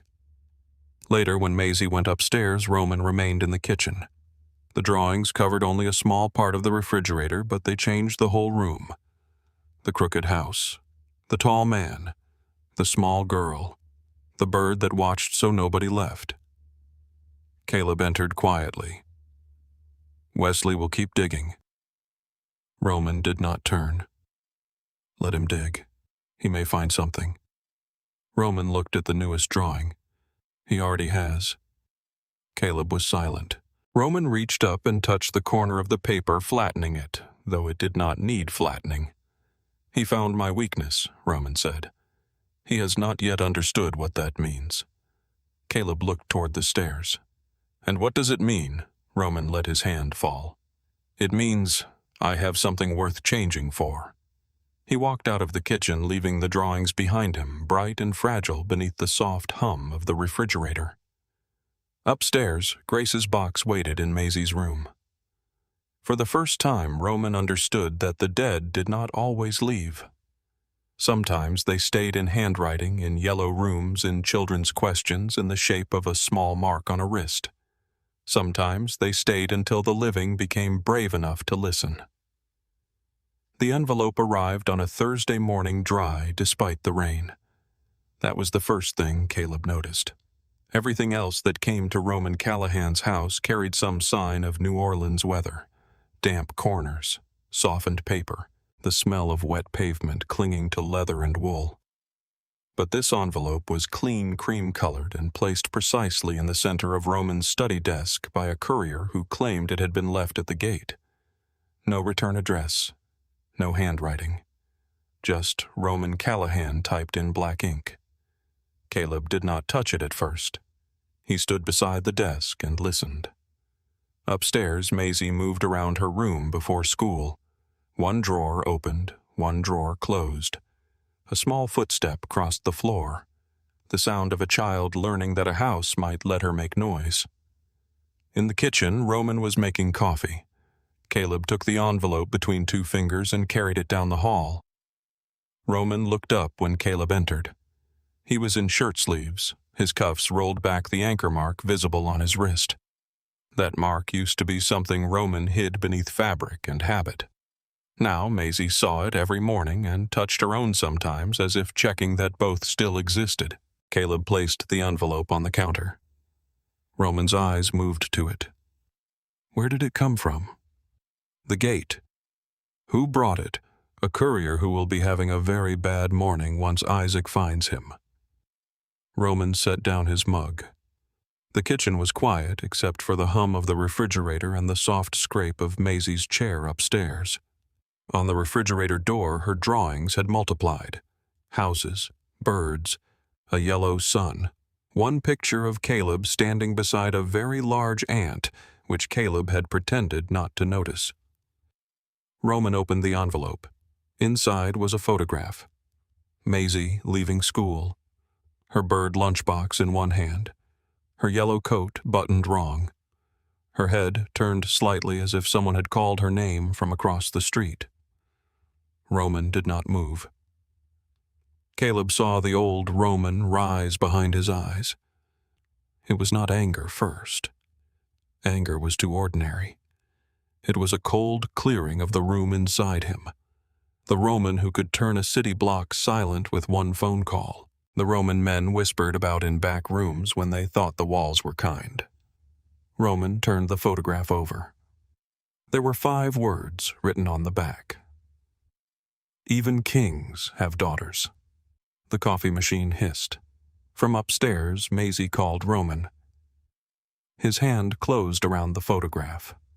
Caleb stepped closer, voice low. Do not let her see your face. Roman looked at him. For 1 second, Caleb wondered if he had gone too far. Then Maisie appeared in the kitchen doorway with her backpack crooked on one shoulder and one shoe untied. Her hair had been brushed on one side and not the other. Do I need a sweater? She asked. Roman's hand slid into his pocket with the photograph. The old Roman wanted blood. The father, standing in the kitchen, had to answer a child asking about the weather. Yes, he said. Maisie looked out the window. But it's not cold. It might be later. She narrowed her eyes. Is that a parent answer? Caleb turned his head toward the window. Roman blinked once. I believe so. Maisie sighed like the adults around her were becoming predictable. Fine. She turned back toward the stairs, then stopped. Are you coming to pick me up? The question was simple. It always was. That was what made it dangerous. It asked more than time. It asked whether his word still stood, whether yesterday's promise had survived the night. Roman looked at her. Yes. Not Isaac, I will be there. Maisie nodded. Okay. She went upstairs for the sweater. Roman waited until her footsteps faded. Then he placed the photograph on the counter. Caleb looked at the words again. Wesley Crane. Roman's voice was calm. Confirm it. I already started. Do it faster." Caleb took out his phone. Roman looked at the photograph at the curve of Maisie's cheek caught through a stranger's lens. His daughter had been watched by men who did not know how softly she held her lunchbox, how she folded napkins after meals, how she still paused before entering rooms she had already been told were hers. A man had stood close enough to take her picture. A man had lived long enough to send it. The old Roman would have burned 3 neighborhoods before breakfast. Maisie came back wearing a blue sweater buttoned unevenly. Roman crossed the kitchen and fixed the buttons without thinking. She stood still while he did it. That trust, small as it was, nearly ruined him. "There," he said. Maisie looked down. "You know how to do buttons. I have hidden talents. Do you know how to braid hair? No. Then you have limits." Caleb made the cough sound again. Roman picked up Maisie's backpack. "Let's go." He took her to school himself. The drive felt longer than usual. Every parked car became a question. Every man standing too still became a threat. Every reflection in a shop window seemed to look back. Maisie noticed. She was watching him more than the street. "Are you mad?" she asked. "No. You are quiet mad." Roman glanced at her. "What is quiet mad?" "When people say no, but the air around them says yes."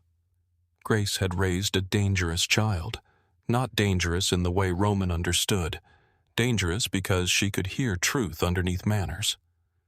Roman slowed at a light. "There is something I am handling. Is it because of your scary life?" "Yes." Maisie looked at her lunchbox. "Is it because of me?" Roman's hand tightened on the wheel. "No." She did not answer. He corrected himself before the silence could harden. "It is because some people in my life do not understand where they are not allowed to look." Maisie considered that. Like when people open drawers that are not theirs? Yes. What happens to them? Roman looked at the red light until it blurred. They learned to stop. Maisie nodded. "Mrs. Evelyn used to say people should knock first. Mrs. Evelyn is right about many things." At the school entrance, children poured through the gates in bright jackets and loud clusters. Roman parked beside the curb. Isaac's car stopped 2 spaces behind them. Another security car waited across the street, plain enough not to frighten parents, close enough to matter. Maisie unbuckled herself. Roman got out first and opened her door. She looked up at him. "Will you really come back?" The words were quiet, too quiet for the schoolyard noise around them. Roman crouched on the wet sidewalk, careless of the suit, the eyes, the mother's pretending not to stare at him. "Yes, even if something bad happens, especially then." Maisie studied him. Then she stepped forward and hugged him around the neck. It lasted only 2 seconds, maybe less. By the time Roman understood it, she had already pulled away and hurried through the gate. He stayed crouched on the sidewalk like a man struck. Behind him, Isaac cleared his throat. Roman stood. Not a word. "I was not breathing loudly, sir." Roman looked once toward the school. Then he turned back to the car. By noon, Caleb had a name. The photographer was a man named Louis Pell, a part-time private investigator with gambling debts and a taste for cheap suits. He had been hired through 2 intermediaries, one of whom owed money to Wesley Crane's bookmaking operation in Baton Rouge. Louis had taken 11 photographs before passing the best one through a chain that ended at Roman's gate. Roman listened from his study. Caleb stood across from the desk. "Louis is in a motel near Metairie. Alive for now. Keep him that way." Caleb's eyes flickered. "That is new. I need what he knows." And after that, Roman looked at the drawings taped along the hallway visible through the half-open study door. After that depends on whether he only held the camera. Caleb nodded slowly. "Wesley is not just testing you. He wants you to react. He will be disappointed." "I doubt that. He knows the old version of you. Roman looked at the photograph on his desk. So did I. A call came from Nora Bell 30 minutes later. Her voice was sharp. I heard you received something unpleasant. Caleb talks too much. Caleb talks exactly enough when he thinks you are about to create legal weather. Roman turned toward the window. Wesley Crane photographed my daughter. The line went silent. When Nora spoke again, her voice had changed. I will prepare orders, restraining custody privacy, school protection, whatever legal cover can be built fast. Build it. Roman listened carefully. If your reaction becomes the story, Maisie becomes part of it. Quiet wins here. Roman watched rain slide down the glass. I know. Do you? He almost smiled. Almost. Everyone keeps asking me that. Because this is the sort of thing you know in your head and forget in your hands. Roman lowered his gaze to his hands. He had done terrible things with them. Signed orders. Held guns. Broken men. Accepted money that had passed through suffering before reaching him. That morning, those same hands had fixed Maisie's sweater. I will not forget, he said. When he ended the call, Caleb was still watching him. What Nora is right. I know. That is also new. Roman stood. Bring me Louis Pell. They did not bring Louis to the house. Roman refused before Caleb could suggest it.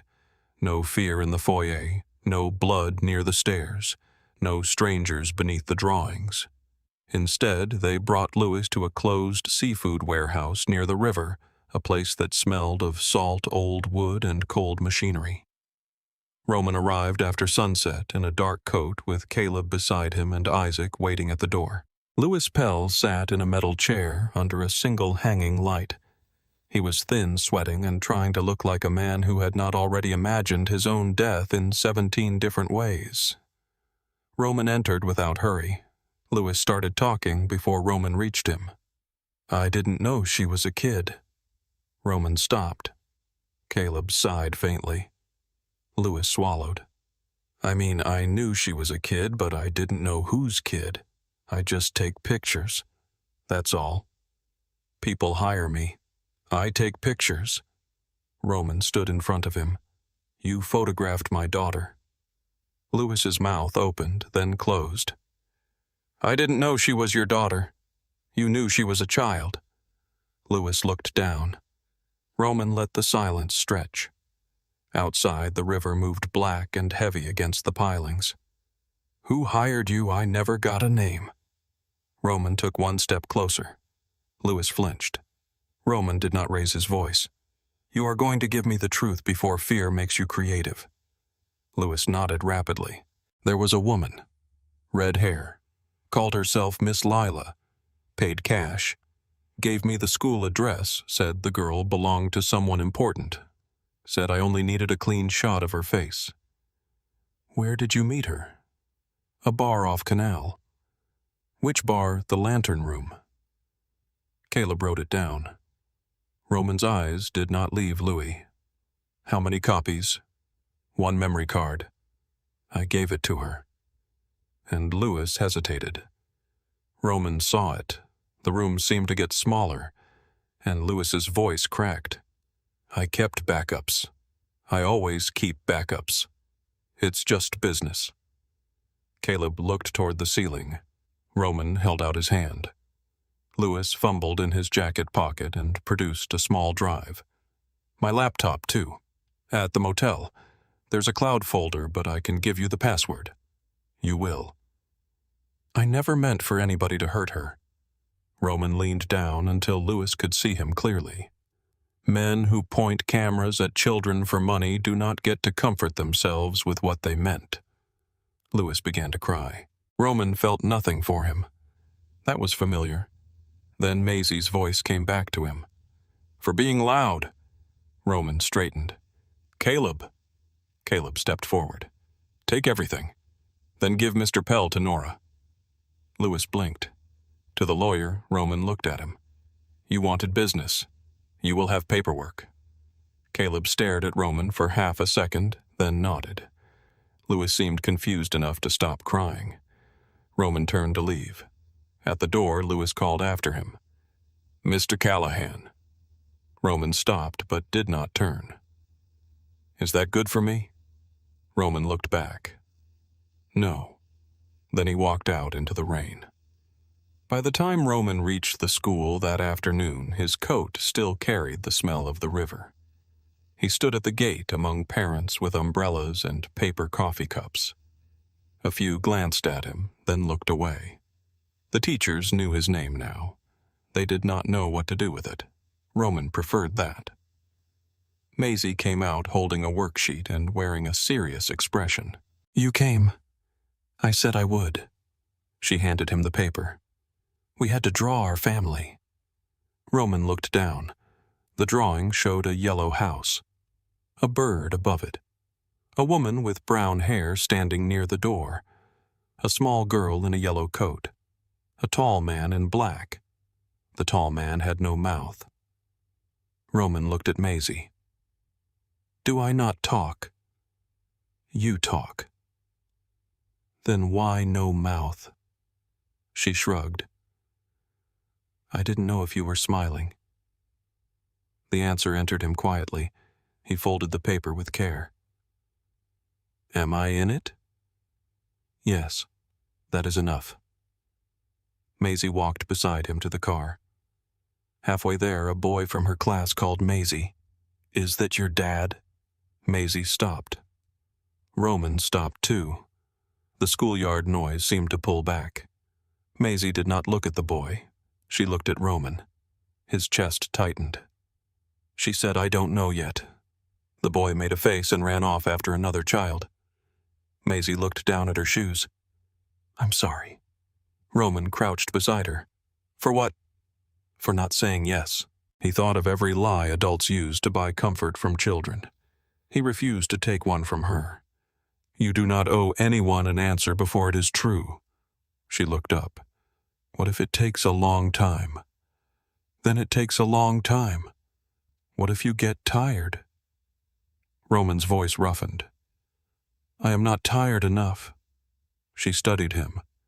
Then very carefully she took his hand for the walk to the car. That night the house tried to be normal. Maisie did homework at the kitchen table. Roman pretended to understand second-grade math and failed with dignity. Caleb stopped by with an update and was drawn into a discussion about whether ants could carry crumbs bigger than themselves. Dr. Carter called to confirm the next appointment. Nora sent documents with too many pages and not enough answers. At 9, Roman read from one of Maisie's bird books. He read too slowly. Maisie corrected him twice. When she finally slept, the gray blanket folded over her feet, Roman closed her door halfway and went downstairs. Caleb waited in the study. Lewis confirmed the woman. Lila Brand. She works for Wesley. Roman poured no bourbon. He had touched the bottle less and less since Maisie arrived. It was not virtue. He simply did not like the way alcohol softened the edges he needed to feel. Where is she gone? Find her. I am trying. Roman looked at him. Caleb's expression remained steady. Wesley expected us to pick up Lewis. He burned Lila the moment the photo reached you. Roman walked to the window. Then he has another move. Yes. The next move came 2 days later. Not an envelope this time. A phone call. Roman was in the hallway outside Maisie's room holding a small hairbrush he had bought and still did not know how to use. Maisie sat on the floor trying to untangle a knot near the end of her hair while refusing to admit she needed help. His phone buzzed. Unknown number. Roman answered but said nothing. A man laughed softly on the other end. Roman Callahan. I hear congratulations are in order. Roman's hand closed around the phone. Wesley Crane's voice had always sounded like a smile with rot underneath. Roman stepped away from Maisie's door. Speak carefully. Careful is what small men do when they have something to lose. Roman walked down the hall toward his study. I am listening. Are you? I figured fatherhood might have softened your attention span. Roman entered the study and closed the door. The room darkened around him. What do you want, respect?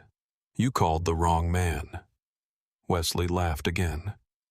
I want the East River contracts, the dock routes near Algiers, and I want your people to stop leaning on my council friends. Or, a pause. Then Wesley's voice lowered. Or the city learns the king has a little girl who likes bird books. Roman looked at the closed study door.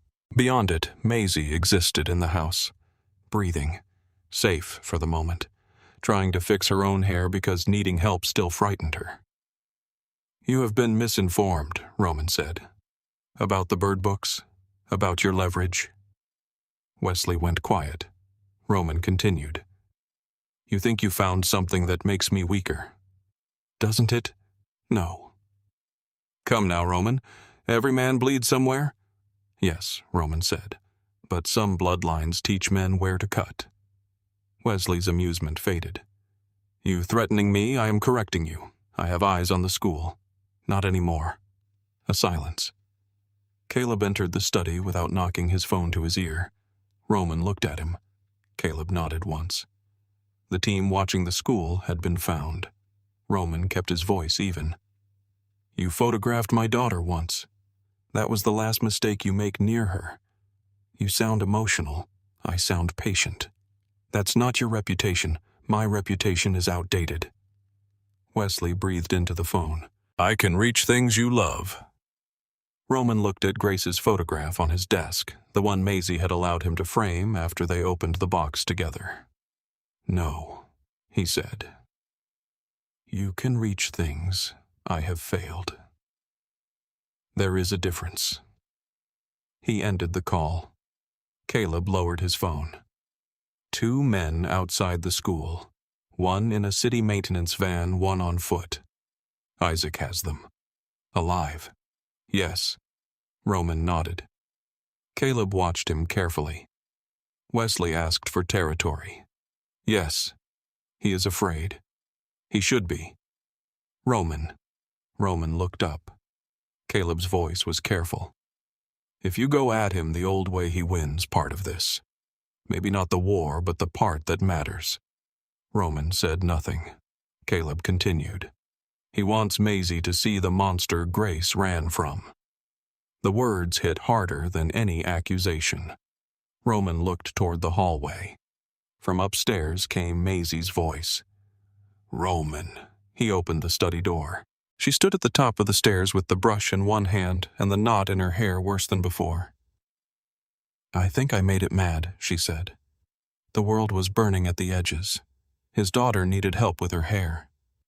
Roman went upstairs. Maisie sat on the edge of her bed while Roman stood behind her with the brush held like an unfamiliar weapon. Start at the bottom, she said. I know. You are starting in the middle. I am adjusting. You are lying. He paused. Yes. Maisie's shoulders relaxed a little. He worked slowly, freeing the knot strand by strand. It took 10 minutes. He was sweating by the end. Maisie held the stuffed rabbit in her lap and watched him in the mirror. My mom used to sing when she brushed my hair. Roman's hand stilled. What did she sing? Old songs. I don't remember all the words. Roman met her eyes in the mirror. I do not sing. I know. Good. Maisie looked almost amused. When the knot finally loosened, she touched the ends of her hair. You did okay. High praise. It means not terrible. I will accept that. She looked down. Are the scary things fixed? Roman put the brush on the dresser. Some of them. Are more coming? He wanted to lie. Instead, he sat in the chair near her bed. Maybe. Maisie pulled her knees up. Do I have to go away? No. She watched him. Do you? Roman thought of Wesley, of men near the school, of the warehouse by the river, of all the old answers waiting for him like loaded guns. I may have to handle something. Her face changed. Handle means leave. Not tonight, but later. He did not answer fast enough. Maisie hugged the rabbit tightly. People say later when they do not want children to ask when. Roman leaned forward. You can ask me when I do not know yet. She nodded, but her eyes went distant. Roman stood and crossed to the doorway, then stopped. I will come back. Maisie looked at him. You said that already. I will keep saying it until the words get tired. She did not smile, but she did not look away. The next morning, Roman moved Maisie before sunrise, not because he wanted to hide her inside his world as Caleb had accused, because Wesley had reached too close to the school and Roman needed space to change the board before another piece moved. Maisie stood in the foyer wearing sneakers, leggings, a sweater, and the yellow coat. Her backpack rested by her feet, the purple cat backpack, the stuffed rabbit tucked under one arm. Grace's letters sealed in a small folder inside Roman's coat pocket because Maisie had asked him to carry them. She looked at the bags near the door. Are you sending me away? Roman crouched in front of her. No, that looks like a way. I am moving the walls farther out. Her eyes narrowed. That sounds like something adults say when they do not want to say away. Roman breathed in slowly. Then I will say it plain. You are going to the lake house for a few days. I am coming with you. Maisie searched his face. You promised Grace's letter moved in his pocket like it had weight. Love her like a promise. Yes. Caleb came in from outside. Cars are ready. Maisie looked at him. Are there ants at the lake house? Caleb blinked. I will inspect immediately. Maisie nodded. Good. The lake house sat north of the city past the long bridges and wet roads hidden behind cypress trees and iron gates made to look older than they were. It was smaller than the mansion, but warmer in its bones. Wood floors, wide windows, a screened porch facing gray water, shelves with actual books because Nora had once used the house during a divorce and refused to leave any room without reading material. Evelyn Hart joined them there by noon. Maisie ran to her so fast she nearly dropped the stuffed rabbit. Evelyn's arms closed around her. Oh, my sweet girl. Maisie did not cry. Not right away. She pressed her face into Evelyn's coat and breathed like she was checking whether the old woman was real. Roman stood near the door, giving them space. Evelyn looked over Maisie's head at him. Her expression had not softened much. Good, Roman thought. Maisie needed people who did not soften too quickly around him. That evening, rain moved over the lake in silver sheets. Maisie sat at the table drawing. Evelyn made soup because Roman's kitchen confidence remained limited to sandwiches and ruined pancakes. Caleb took calls on the porch. Isaac checked the perimeter with quiet steps. For a few hours, the world shrank to soup rain paper and the soft scratch of colored pencil. Roman let himself sit in it. Then his phone buzzed. Caleb appeared in the doorway before Roman answered.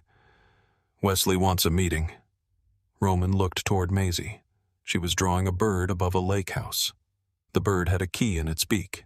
We're Old Sugar Warehouse by the riverfront. When tonight? Evelyn's spoon stopped moving in the pot. Maisie looked up. Roman put the phone away. Eat your soup, he said gently. Maisie did not. You have to go. Roman's silence answered. Evelyn's face tightened. Caleb stepped inside. Maisie, your soup will get cold. She ignored him. She looked only at Roman. You said you were coming with me. I did. But now you are leaving. Roman crossed to the table and sat across from her. Only for a little while. That is another adult sentence. Yes, he said. It is. Her eyes filled, but the tears did not fall. Are you going to hurt someone? Evelyn looked down. Caleb went still. Roman folded his hands on the table so Maisie could see them. I am going to stop someone. Is that different? Roman thought about it. It has to be. Maisie's lips pressed together. My mom did not like hurting. I know. She said sometimes people call it protecting because protecting sounds nicer. Roman absorbed that. Grace had left echoes everywhere, in the child's voice, in the shape of questions that had no mercy in them. She was right to be careful with that word he said. Then be careful. The sentence was small. It carried the weight of a vow. Roman nodded. I will. Maisie looked at him for a long moment. Then she slid the drawing across the table. It showed the lake house, the bird, the key. The tall man was standing outside the door. This time he had a mouth. Not smiling, not angry, just there. You can take it, she said. Roman picked it up. I will bring it back. You can keep it if you come back with it. Roman placed the drawing inside his coat beside Grace's letters. I will come back with it. At the old sugar warehouse, Wesley Crane waited under broken windows and yellow industrial light. The building smelled of rust-damp concrete and river rot. Rain dripped through holes in the roof. Beyond the walls, the Mississippi moved with black patience. Wesley stood near the center of the warehouse in a tan coat too bright for the place. 3 of his men lingered behind him. Roman entered with Caleb and Isaac. No army, no visible panic, no performance. Wesley smiled. There he is, the father of the year.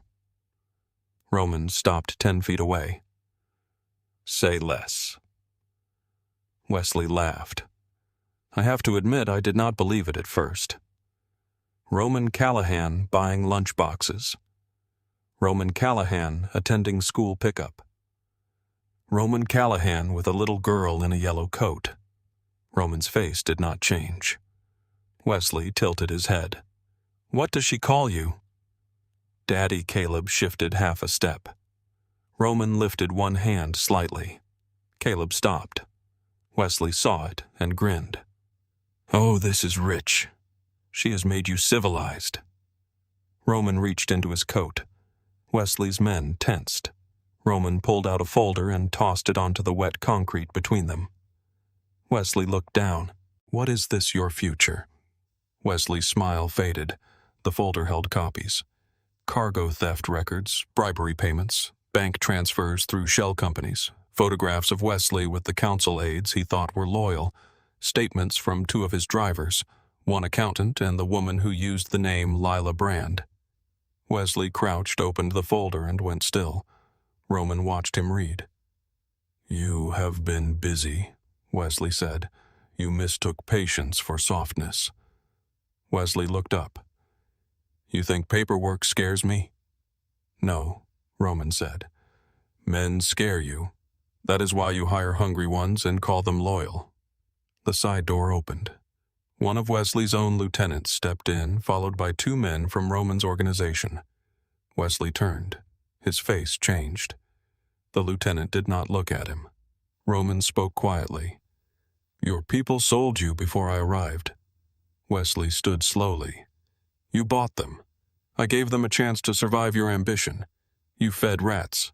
I opened a door. They ran through it. Rain struck the roof harder. Wesley's jaw worked. You would have killed me once. Yes. And now, Roman thought of Maisie at the lake house, her hand sliding a drawing across the table, her voice saying, Be careful, now I remove you. Wesley smiled with one side of his mouth. From what? Everything. Caleb stepped forward and placed a phone on a crate. Nora Bell's voice came through clear and cold. Mr. Crane, copies of the documents in front of you have been delivered to parties who will find them useful if anything happens tonight. Certain federal offices, certain local offices, certain wives, certain creditors. Wesley stared at the phone. Nora continued. You built your house out of frightened men and borrowed money. Both are leaving you. Roman watched Wesley understand. Not all at once. That would have been kinder. Understanding came in pieces. The missing lieutenant. The silent phone in his pocket. the men behind him no longer stepping close enough to protect him. The folder, the copies, the fact that Roman had not arrived angry enough to be trapped. Wesley looked at Roman. All this for a child. Roman's voice was low. No. All this because you looked at one. Wesley's hand moved. Isaac was faster. The gun clattered onto the concrete before Wesley fully cleared his coat. Isaac twisted his arm behind his back and slammed him against a pillar hard enough to knock the breath from him. Roman did not move closer. The old Roman wanted to. He wanted Wesley's fear close enough to smell. Instead, he looked at the rain dripping from the broken roof and waited until his hands remembered Maisie's hair, the knot loosening strand by strand. Wesley groaned against the pillar. You are weak. Roman stepped closer, then only close enough for Wesley to hear him. No, he said. I was weak when I thought fear was the same thing as respect. Wesley tried to laugh and failed. Roman turned to Caleb. Make sure he leaves Louisiana tonight. Alive. Poor watched. Caleb nodded. And if he comes back, Roman looked once more at Wesley. Then he proves he learned nothing. He walked out before the old part of him could ask for more. The rain had stopped by the time Roman reached the lake house. The windows glowed warm against the dark trees. For a moment he stayed in the car, the drawing inside his coat. Grace's letters against his chest, the smell of rust and river still on him. He looked at his hands. No blood. Not clean, but no blood. Inside the house was quiet. Evelyn slept in a chair near the fireplace with a blanket over her knees. Caleb remained outside to speak with Isaac. Roman climbed the stairs softly. Maisie was not in bed. His chest tightened. Then he saw her at the window seat at the end of the hall, wrapped in the gray blanket they had brought from the mansion. Her stuffed rabbit rested in her lap. Her eyes were open, fixed on the driveway. She turned when she heard him. For 1 second, neither moved. Then Maisie slid down from the window seat and ran. Roman crouched in time to catch her. She hit his chest with both arms around his neck. You came back. Roman closed his eyes. I said I would. You brought the drawing. He reached into his coat and took it out. The edges were slightly bent, but it was there. Maisie held it like proof. Did you hurt someone? Roman sat back on his heels. I stopped someone. She searched his face, carefully. He thought of Wesley breathing against the pillar. Alive. Ruined. Gone. Yes. Maisie nodded once. Then she leaned forward and pressed her forehead against his shoulder. I was still scared. Roman held her. I know. I don't like being scared. Neither do I. She lifted her head. You get scared. He could have denied it. Once he would have. Yes, of what Roman looked at her small face in the dim hallway at Grace's chin, his eyes the anchor mark hidden beneath her sleeve. Not coming back. Maisie's expression shifted. She reached for his wrist and pushed his cuff back until the anchor mark showed. Then she pushed her own sleeve up and placed her mark beside his. They match, she said. Yes. So you have to come back. Roman's throat tightened. That is the rule. It's a good rule. He almost smiled. Yes, he said. It is. Maisie took the drawing and walked back toward her room, but she did not close the door all the way after she entered. Roman stayed in the hallway for a long time. Downstairs, Caleb came in from the porch, rain on his coat. It is done, he said quietly from the bottom of the stairs. Roman looked toward Maisie's half-open door. No, he said. Caleb followed his gaze and understood enough not to ask. Inside the room, paper rustled. A drawer opened. The stuffed rabbit fell softly onto the bed. Then came Maisie's voice, small but steady. Roman. He stepped to the doorway. Yes, she was taping the lake house drawing to the wall beside the bed. Not the refrigerator this time. The wall. Her wall. Can the gray blanket stay in here tonight? Roman looked at the blanket gathered at the foot of the bed. It can stay wherever you want it. Maisie nodded. And tomorrow can we go home? The word moved through him with quiet force. Home. Not the mansion. Not your house. Home. Roman rested one hand on the doorframe. Yes, he said. Tomorrow. Maisie climbed into bed and pulled the blanket up to her chin. Good night. Good night, Maisie. He started to leave. Then she spoke again. Roman. He turned back. Yes. She was looking at the drawing on the wall. You came back with it. I did. Her eyes grew heavy, but she kept them open long enough to say one more thing. Good. Roman stood in the doorway until she fell asleep. For the first time since Wesley Crane's envelope arrived, the house around him did not feel like a place under siege. It felt like a place holding its breath. And upstairs, under a gray blanket in a room that was becoming hers, Maisie slept with one hand near her marked wrist, trusting the dark a little more than she had the night before. They returned to New Orleans the next afternoon. The city looked washed clean by rain, but Roman knew better than to trust clean surfaces. Water could shine over blood. Morning light could soften brick walls that had heard men beg. A street could smell of coffee and magnolias, while a war ended quietly in back rooms no tourist would ever see. Maisie sat beside him in the back of the SUV, her purple backpack at her feet and the gray blanket folded across her lap. She had insisted on carrying the lake house drawing herself. It rested inside a folder against her chest, safe from wrinkles, safe from weather. Safe because some things mattered more when they survived being taken away and brought back. Roman looked out the window as they crossed into the garden district. Caleb sat in the front, speaking quietly into his phone. Wesley Crane had left Louisiana before dawn with 2 loyal men, no money he could reach, and a warning that did not need to be repeated. His roots were gone.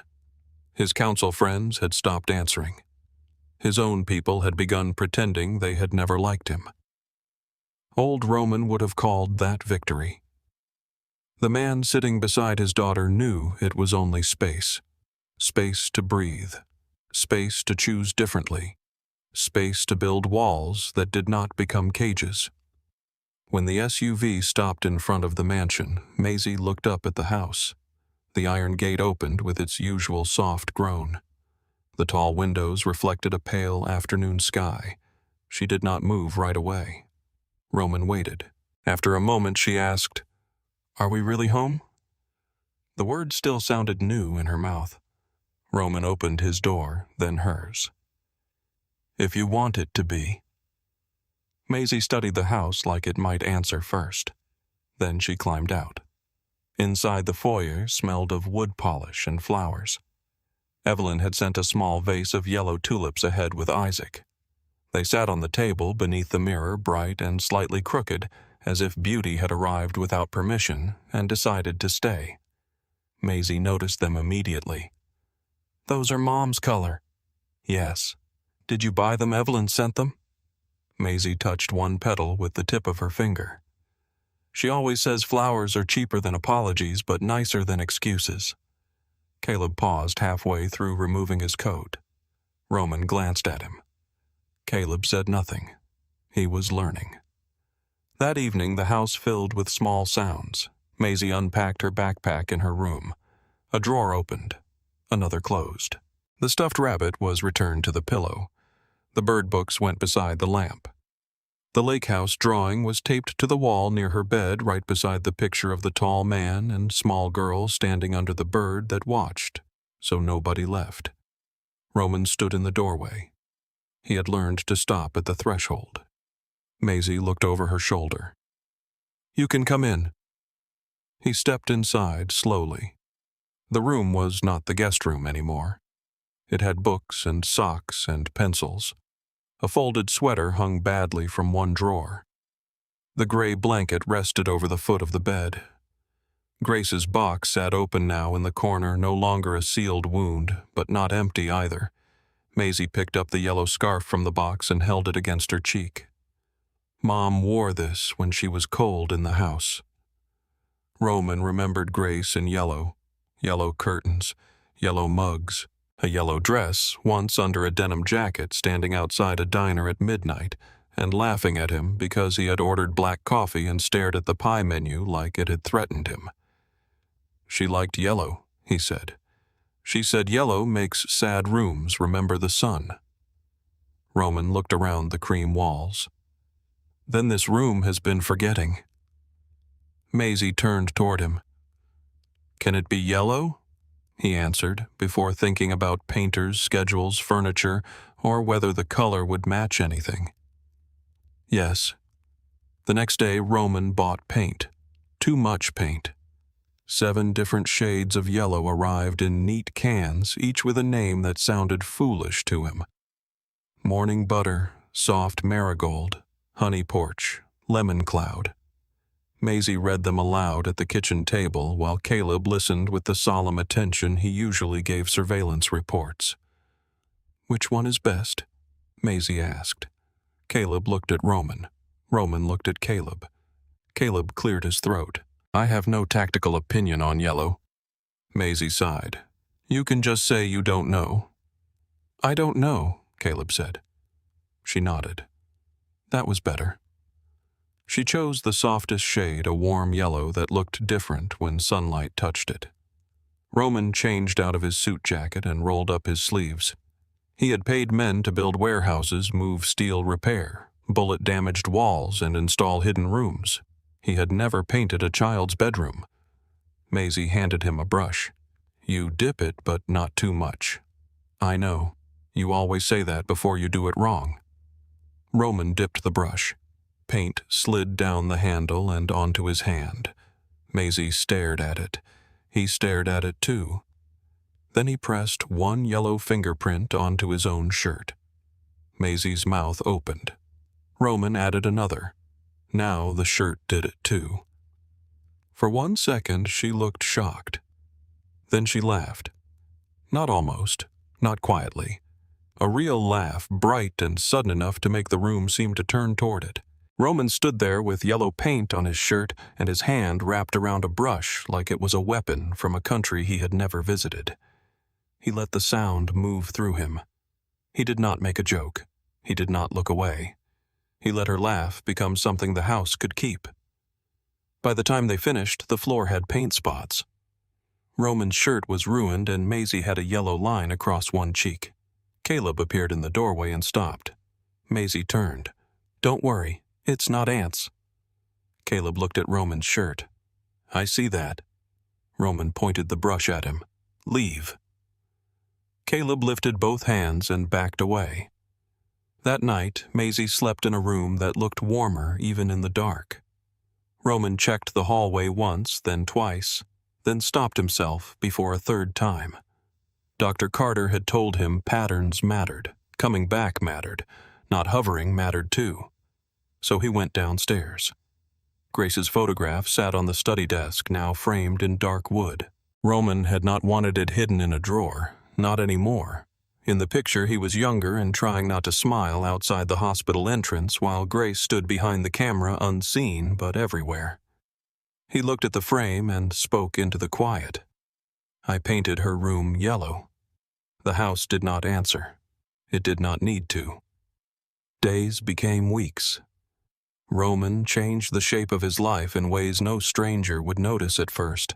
Meetings moved earlier. Men who brought violence too close to the house were kept away. Businesses that touched children, clinics, shelters, or desperate families were cut loose, sold off, or burned clean through paperwork. Caleb argued the numbers. Nora argued the risk. Roman listened to both and signed anyway. One afternoon, Caleb stood in the study with a file open in his hand. You understand what you are giving up. Roman looked through the open door toward the kitchen. Maisie sat at the table doing homework, one knee tucked beneath her pencil, moving slowly across paper. Yes, men will call it weakness. Let them. They may test it. Roman looked back at him. Then they will learn the difference between weakness and choice. Caleb closed the file. For a moment his face softened. She is changing you. Roman watched Maisie erase something with great seriousness. No. She is making it harder to lie about who I already should have been. Caleb did not answer. He did not need to. At school, Roman attended a parent meeting.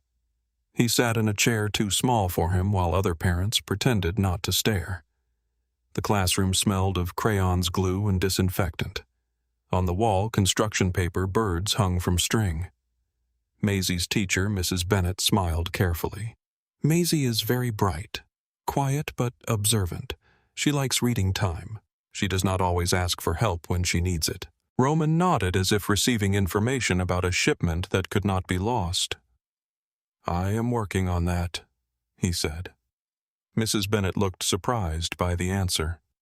So is she. When the meeting ended, Maisie came in from the hallway with her backpack and stopped when she saw him sitting in the tiny chair. You look uncomfortable. I am. Why are you still sitting there? I was told to wait. Maisie seemed pleased by this. Roman Callahan, obeying a second-grade teacher's instructions, was apparently worth seeing. As they walked through the hallway, a boy from her class pointed at Roman. Is that your dad? The question landed in the bright noise of children and lockers. Maisie stopped. Roman did not help her. He did not rescue her from the truth. He waited. She looked up at him. Then she looked back at the boy. Yes. Roman's hand tightened around the strap of her backpack. The boy nodded and ran after someone else, the moment already forgotten by everyone except the two people standing inside it. In the car, Roman waited until they were halfway home. You called me your dad. Maisie looked out the window. You are. A pause. Unless you don't want me to. Roman's voice turned rough. I want you to. She nodded once, as if that settled something the court papers never could. The first time she called him Dad to his face, it happened on an ordinary morning. Roman had burned toast. Not ruined it slightly. Burned it black enough that Caleb opened a window and accused the toaster of an act of war. Maisie sat at the table laughing behind her hand. Roman scraped the toast over the sink. It is still bread. It is smoke-wearing bread clothes, Maisie said. Caleb turned toward the window. Roman placed a less ruined piece on her plate. Maisie took a bite, made a face, and reached for the jelly. Dad, can you pass the butter? The kitchen went still. Maisie froze. Caleb did not move. Roman looked at her. Her cheeks flushed. I mean, Roman. I just said it by accident. Roman crossed the kitchen and set the butter beside her plate. His hand was steady. His voice was not. You can say it by accident whenever you want. Maisie looked down at the toast. Then very softly she said it again. Dad. Roman rested one hand on the back of the chair because the room had tilted. Yes, Maisie. That was all. It was everything. A month after returning from the lake house, Roman took Maisie to Grace's grave. The cemetery sat outside Lafayette beneath oak trees hung with moss. The air smelled of wet grass and stone. Maisie carried a drawing in both hands, protected in a clear plastic sleeve. Roman carried yellow tulips. They walked side by side between the headstones. When they reached Grace's grave, Maisie stood very still. Roman stepped back to give her space. Maisie reached for his hand without looking, so he stayed beside her. Hi, Mom, she said. The words were small, but they did not break. She told Grace about school, about the yellow room, about Caleb and the ants, about Roman's pancakes, which were still bad but improving in shape if not taste. She told her about the lake house and the gray blanket and how Roman read bird books too slowly but tried. Then she placed the drawing against the stone. It showed a yellow house, a bird on the roof, a woman made of sunlight near the door, a tall man in black, a little girl with a yellow coat. Their hands were touching. Maisie wiped her face with her sleeve. "He came back," she whispered. Roman looked away, but the cemetery blurred anyway. When they returned home, Maisie asked why there were still no photographs in the hallway. Roman had no good answer. So Caleb took one. They stood in the kitchen beside the refrigerator. Maisie held the stuffed rabbit. Roman stood too straight. Caleb lowered the camera. "You look like you were about to sentence the Lynns to death." Maisie giggled. Roman looked down at her. "What?" She slipped her hand into his. The camera clicked at the exact second Roman forgot to be guarded. They framed the photograph and placed it on the hallway table beneath the mirror beside Evelyn's yellow tulips. The house had proof now. Months after Maisie first walked into the Blue St. Roman hosted another private dinner beneath the jazz club. The room was the same. Long table, low light, men who feared him. Bourbon he did not touch. A dock manager began explaining a problem that would once have eaten the whole night. Roman checked his watch. Caleb noticed. School event, dance recital. The table went quiet. No one laughed. Roman stood and buttoned his coat. One young soldier made the mistake of smirking. Caleb leaned toward him. "I wouldn't." Roman left before dessert. Outside New Orleans glowed gold after rain. He arrived at the school auditorium late enough to draw looks early enough to see Maisie step onto the small stage in a pale yellow dress. She searched the crowd. For one old second, Roman saw the child from that first night. Soaked, shaking, expecting no one to stay. Then she found him. Roman lifted one hand. Maisie smiled. Not careful, not borrowed. Hers. Later at home, she taped a new drawing to the refrigerator. It showed the yellow house, a bird over the roof, a tall man, a little girl, and a woman made of sunlight standing near the door. At the bottom, in crooked letters, she had written 2 words. "My family." Roman stood in front of it for a long time. His phone buzzed. A business problem, a threat, a piece of the old world calling him back. He silenced it. Maisie appeared beside him. "Do you like it?" Roman looked at the drawing, then at his daughter. "Yes." "Are you sad?" He thought of Grace, of 8 lost years, of blood silence and the little girl who had walked into his locked room and shown him a mark he had spent most of his life hiding. "Yes." Maisie slipped her hand into his. But not only sad, Roman looked down at their joined hands. The same anchor mark rested on both wrists. "No," he said. "Not only sad. The mansion was still guarded. The city was still dangerous. Roman Callahan was still not an innocent man. But the house had yellow walls now. There were drawings on the refrigerator. A gray blanket stayed folded at the top of the stairs, just in case. And for the first time in years, the most feared man in New Orleans was not trying to be feared. He was trying to be worthy.